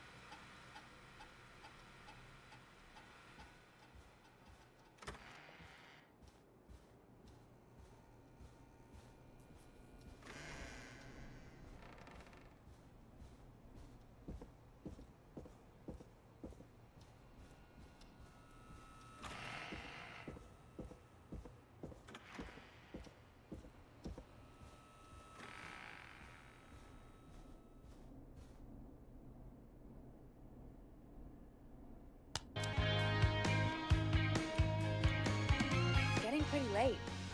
This might be your last break for the night, so try to enjoy it. Give me a buzz when you want to go back on air. Let's roll. You got it. We've got another call coming through, too. When you're ready, shut the music off. Welcome back to 189.16, The Scream. I believe we have another caller on the line. How are you tonight, caller? Forrest, it's me, Roller Ricky. Oh, and Maxie's here too. Good to hear from you again. How are you both doing? Oh, we're good, man, thanks to you. You're like our guardian angel. That wouldn't be a bad look for you, Forrest. A little White Wing Halo number? Maybe something for the K-Fam Halloween party. All right, everyone, let's calm down. Ricky, I'm just glad we could help you and Maxie. Is there anything else we can help you with, Ricky? Actually, I think I have some info that might help you. Did you see or hear anything during the attack earlier? Not exactly. You see, man, me and Jason know each other. You know each other? Yeah, we went to Gallows High and played on the football team together. He was a gnarly offensive lineman, and I was our star wide receiver. Runner Ricky, they called me. All right, and what does that have to do with tonight? Well, because George, the guy who drowned, he was on our team too. Keep talking. What happened? We had our first team party on the night he drowned. He seemed like such a good dude. Ricky, were you there when George drowned? No, man. Once the party turned, I beat feet out of there. Man, I remember George and his girl there. There was a whole lot of love, man. I could see it, you know? Ricky, please. What was her name? I never got her name, man. He just called her Bean. I didn't really know her before or see her after that. Then what did she look like? Please, tell us anything you remember. I just remember a pretty girl, man. I'm sorry. Ricky, you said the party didn't last long. What happened? We were just having a good time, and then the next thing I knew, everyone was running for their life. I looked up and saw that goddamn whistling man in the trees. And I never ran so fast in my life. I ran straight home. Didn't know about George until next morning at school. I'm guessing it was whistling night, wasn't it? That the whistling man was just another kid. Yeah. I don't know how George died, but I always felt like if anyone deserved to die that night, it should have been me. And Ricky, it wasn't your fault. You're not a bad person. I know that now, man. It took a long time to learn, but yeah, just thought I'd tell you all what I know. Thank you, Ricky. This helps. Thank you. You got it, man. Anyway, I think it's time for me and Maxie to free up your phone lines. Thanks for listening, man. I'll let you to it. Night, Ricky. All right, folks. Looks like we got a new lead in the case. If anyone has any info about this mysterious being, please call in. If she was George's girlfriend back then, she's probably in her mid to late 30s now. Huh. Oh, we have another call coming in, but hang on. What's up, Peggy?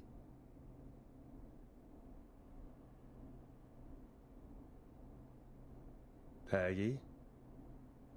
You're gonna want to take this call off the air. Who is it? Just do it. All right, folks, it's time for another track. Here's one to help you sit back and relax. We'll be right back after this. I hope this is good news, Peggy. Who have we got? Find out for yourself on line 1. Hello? Forrest, I'm glad I got back through to you. Sounds like it's been a busy night, huh? Surprise! It's Leslie, our 911 operator, leading the charge from Henderson to come save us. It's so good to hear from you. Are you okay?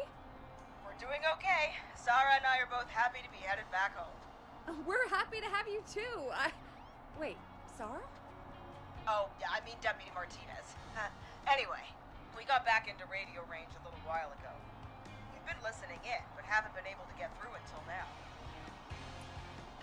Ever since you found Sheriff Matthews, it's only gotten worse. It's been a long night. Well, it shouldn't be too much longer now. I'm glad I got through to you.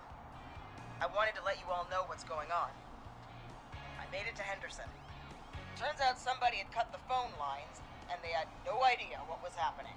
After I told them, well, their sheriff sent a goddamn squad back with me to stop this. That's great news. That's crazy about the phone lines, though. Do you think the Whistling Man cut them? I'm guessing so. I don't know how the Whistling Man did it. But that doesn't matter right now. Listen, we're coming in hot, but we need your help. I know Gallows Creek isn't a big town, but if we don't know where the Whistling Man is, we can't get him. Her. That's where you come in.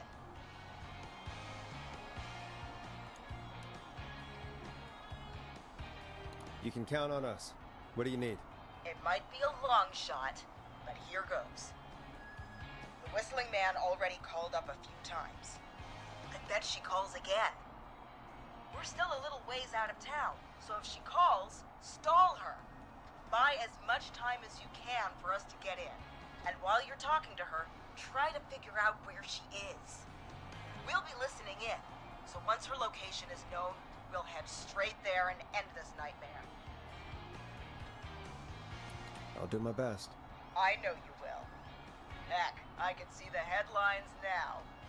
Forrest Nash's interview of a lifetime. Anyway, I'll radio the other cars and tell them the plan is a go. Hopefully the next time I see you, it'll be with our killer behind bars. Take care now. We'll see you soon, Leslie. Oh, thank God. It sounds like this is almost over. We're nearly through this.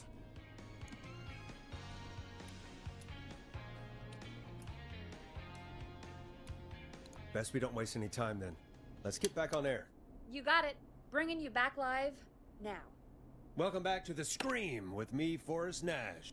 The line is lit up, but before I get to our next caller, I just want to say, things are looking up. It's almost over. But for now, let's bring in our next caller.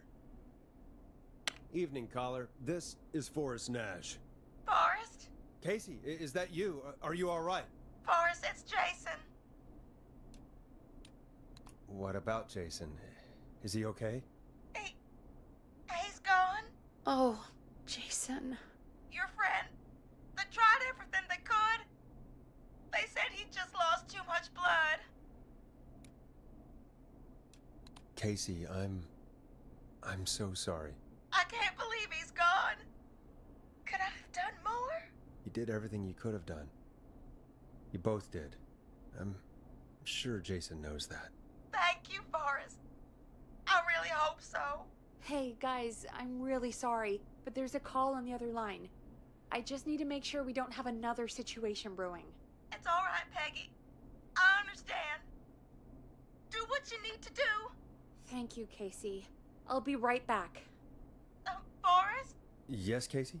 Before Jason passed out, I asked him who did this, and I think he knew who attacked him.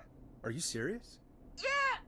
He said it had to do with a boy named George Barrow? It all keeps coming back to George Barrow.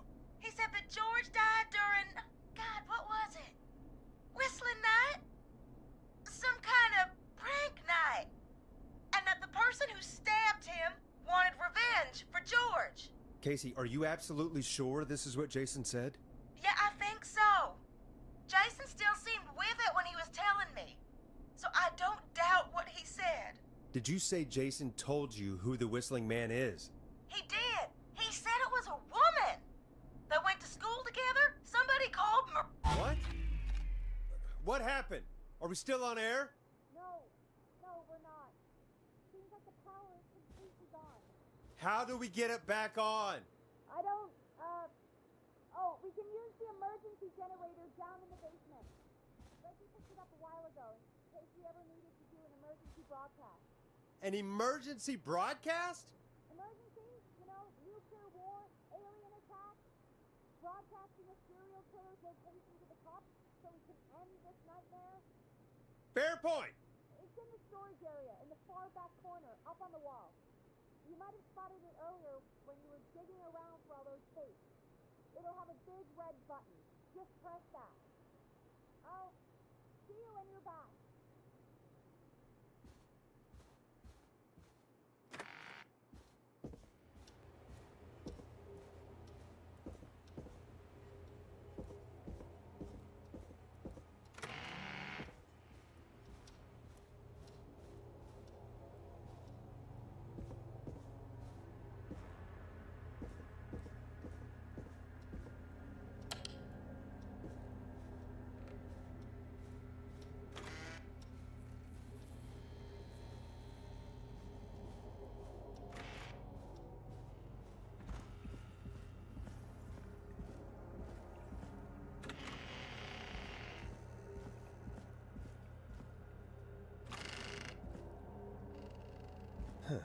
Far back corner. Why is this station so big?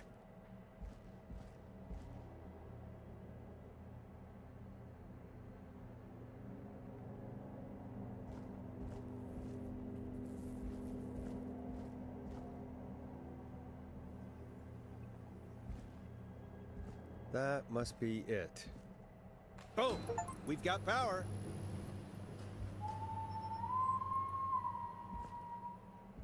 The Whistling Man. I need to warn Peggy.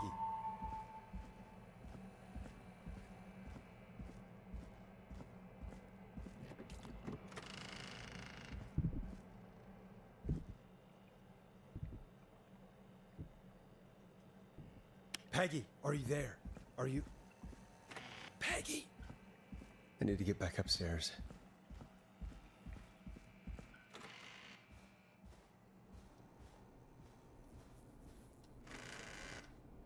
What the hell?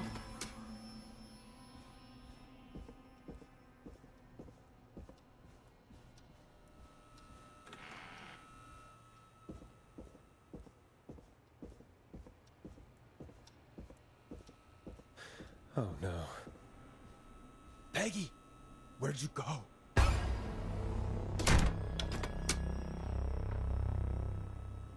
No way. This can't be happening.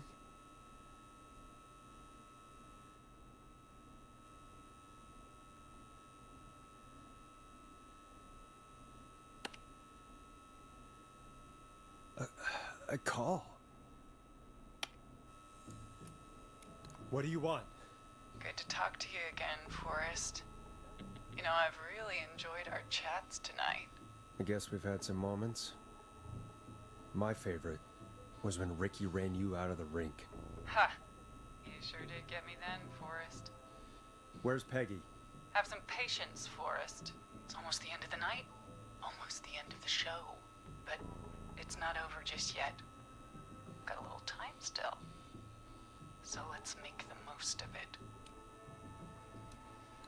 I'd rather not, if that's okay. Oh, Forrest. Huh? And Thought we'd end tonight's Whistling Man special with a special guest. The one who started it all. Oh, let me take that out of your mouth and... You crazy bitch! Let me go! Welcome to the air, Mr. Teddy Gallows Jr. Wait, It's all gonna come out tonight, Teddy. Your daddy and his money saved you 20 years ago. But even if he crawled out of his coffin with all the money in the world... wait.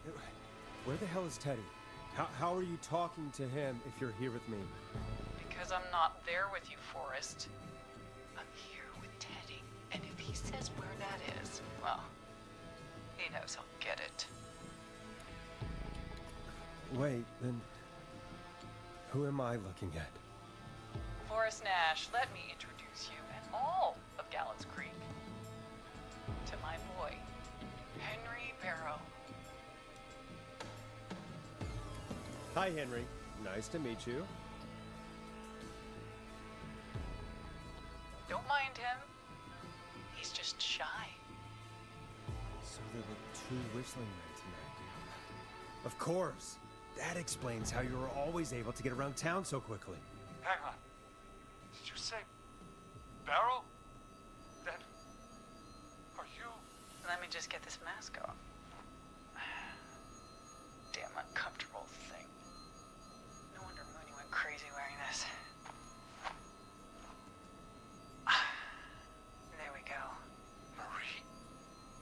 Marie Campbell? George's old girl. Oh, well, it sure has been years since I last saw. Oh, God damn it. I'd be quiet if I were you, Teddy. But I'd listen to Forrest. Everyone's gonna know now what Teddy did. He killed George that night. This night. 20 years ago. Listen to me. You're gonna talk when I talk to you. And not a moment before. Meanwhile, Forrest, I'm gonna give you the chance to talk. You're gonna help me reveal what really happened to George all those years ago. Why should I help you? Why should I play any part in this? Because I think you believe in justice. You think this is justice? You have no goddamn idea, Forrest. These people you've been trying to save, they were all in on it. They all knew George was murdered, but... Murdered? Listen, I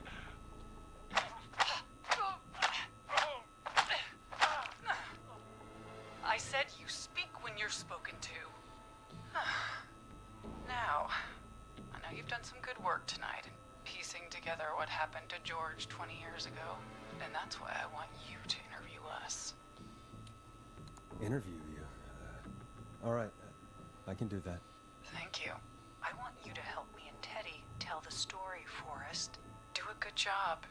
And hell, you might be the only one to leave here alive.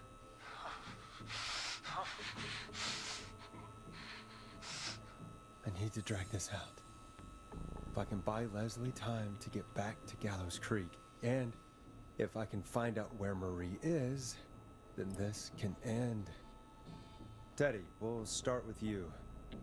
Just, talk me through what happened that night. How did it start?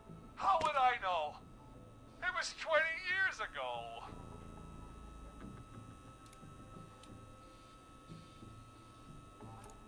Do you want to die, Teddy? Because if you don't start talking... Oh.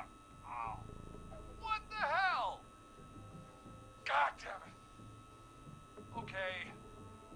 Our first team party was coming up. And when I saw the date it was scheduled for, I had an idea for a way we could prank the new guys.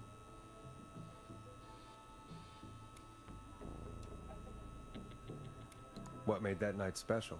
That was the night Mooney went missing. We couldn't pass it up. I was just surprised no one had ever thought to do it before. Wait. You mean this was the first whistling night? Keep talking, Teddy. We went up near Whistling Point. God, was there. Me, Jason, and George, of course. But George didn't come alone. He brought Marie. And Roller Ricky, he was there too, wasn't he? Yes, Ricky was there too. Runner Ricky, our wide receiver. I helped him off the bottle, you know. Because I'm a decent man. Is that so? Yes, it is.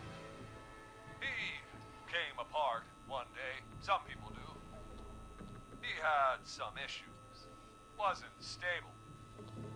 I didn't want him to hurt his chances in life. So, I helped him keep himself together. You were afraid he would talk about that night, weren't you? Keep talking. About midway through the night, we put the prank into action. We looked up at the trees and saw Jason there, bloody, like he'd just been stabbed. And the whistling man, everyone ran, screaming. George and I and Ricky, we got left behind. But Ricky was in on it too. I know he was. He and Teddy were as close as anybody. Teddy must have told him the plan. No, Marie, you're wrong. Ricky didn't know. What? Did you miss that part of the broadcast? I spoke to him earlier. He had no idea what was happening. He said he was as terrified as anybody. Isn't that right, Teddy? You didn't tell him, did you? Ricky never could keep his mouth shut. If we told him, he would have given everything away. But well... It doesn't matter. He didn't run his mouth enough to tell anybody about it afterwards. He's still guilty. It was just a stupid prank. How can you still say it was just a prank? Oh, come on. Oh, God damn it. You made George think Jason had been murdered. He thought his best friend was dead.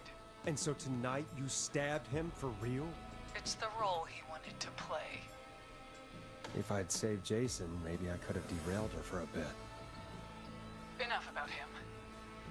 Me and George took off running, but somehow we got separated in the woods. I ended up near the bottom of Whistling Point, and when I noticed George wasn't with me, I panicked. And then, I don't know how he snuck up on me, but the Whistling Man grabs me. I scream, and he starts laughing.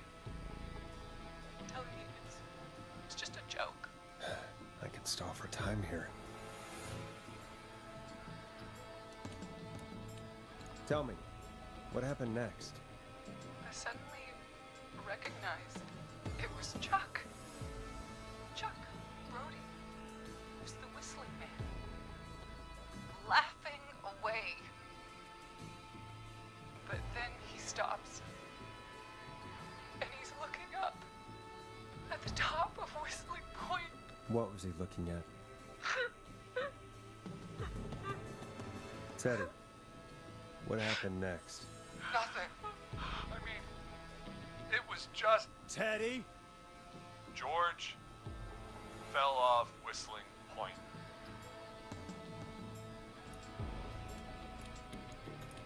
Where were you when it happened? You pushed him.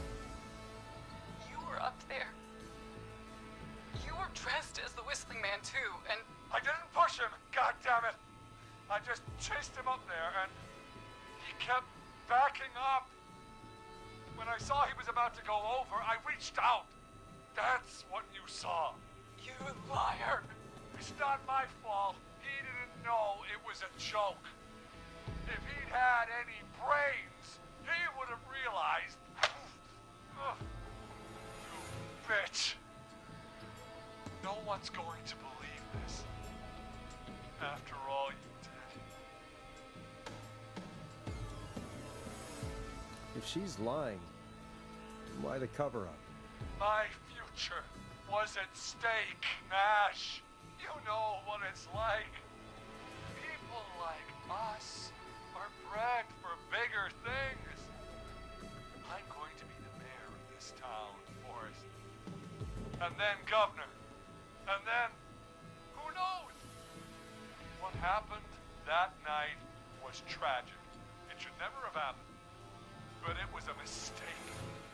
It was just a stupid joke gone wrong. So my father sent Clive out to clean it up. Why should a blip ruin my future? George was a blip? He wasn't a blip, Marie. His father covered it up from there. I searched for George's body all night, but Sandra found him the next morning while out jazz running. she found him in the river, but she lied about that to protect Teddy. She said something about her rent going up, unless she... Teddy, did your father own Sandra Sharp's dance studio? It's Gallows Creek, not Sharp Creek. I'd answer the question if I were you, Teddy. Yes, okay. We own most of the town. That's it then. Your father was going to run her out of business, unless she lied and said she found him in the reservoir instead of the river.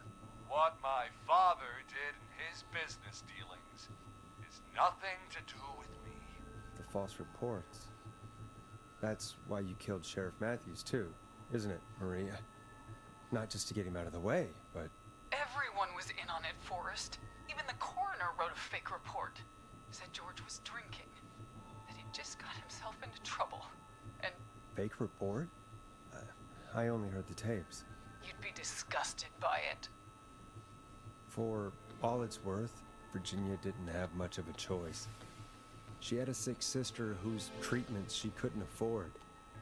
She played along with the gallows to save her sister's life. And her own. Even still, she should have told the truth. I did my part. I tried everything I could think of. I even went to the newspaper, but no, that coward killed the story.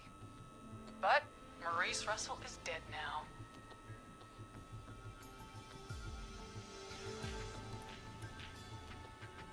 You've been through hell, Marie.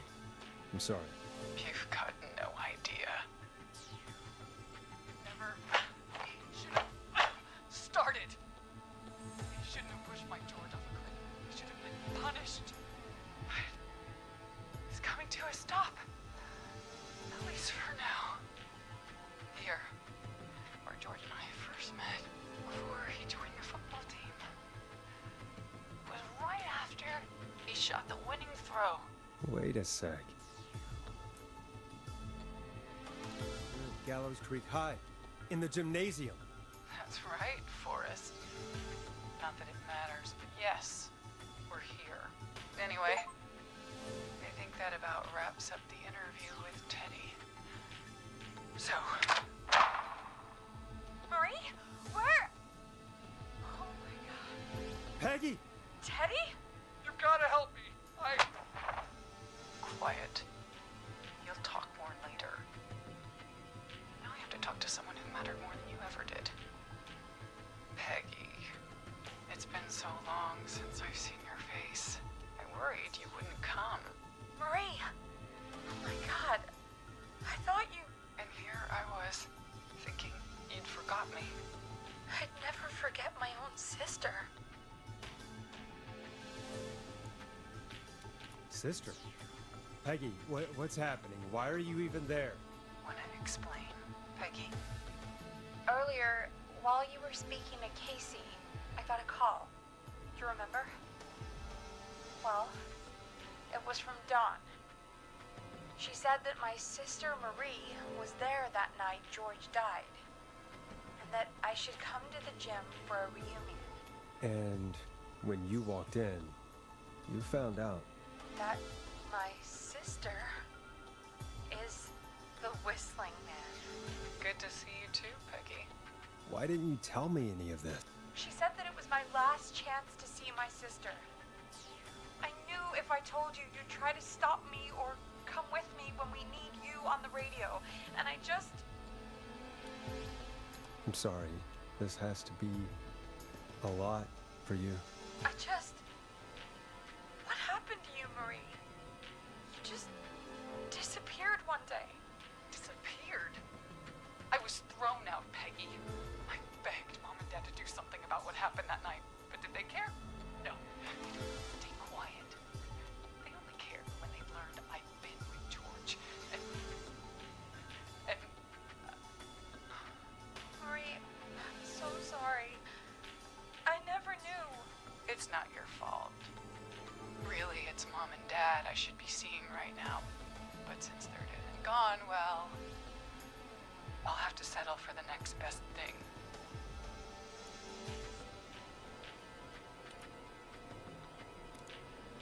Next best thing? Do you mean? Someone has to pay for what they did. Marie, please. Mom and Dad are gone, Peggy. Besides, you forgot me. Just like the rest. You forgot. Is there any way I could prove Peggy didn't forget Marie?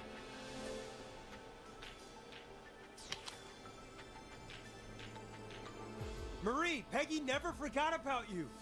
Keep your mouth shut. She kept a card from you. She kept it here on her desk. What card? The card you made me for my 8th birthday. What does it say then? Happy birthday, Peg. Now you're great and 8. Love, M.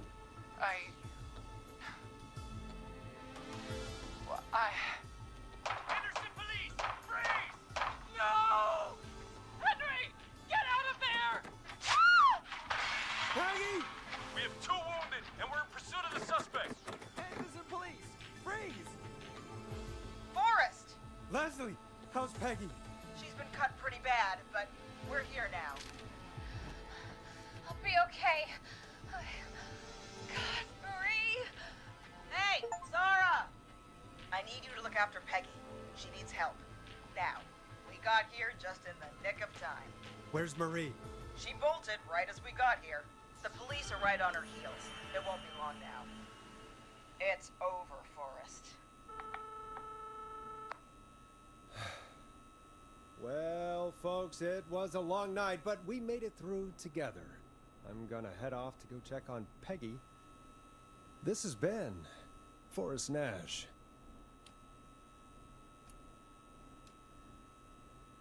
And it's been a scream.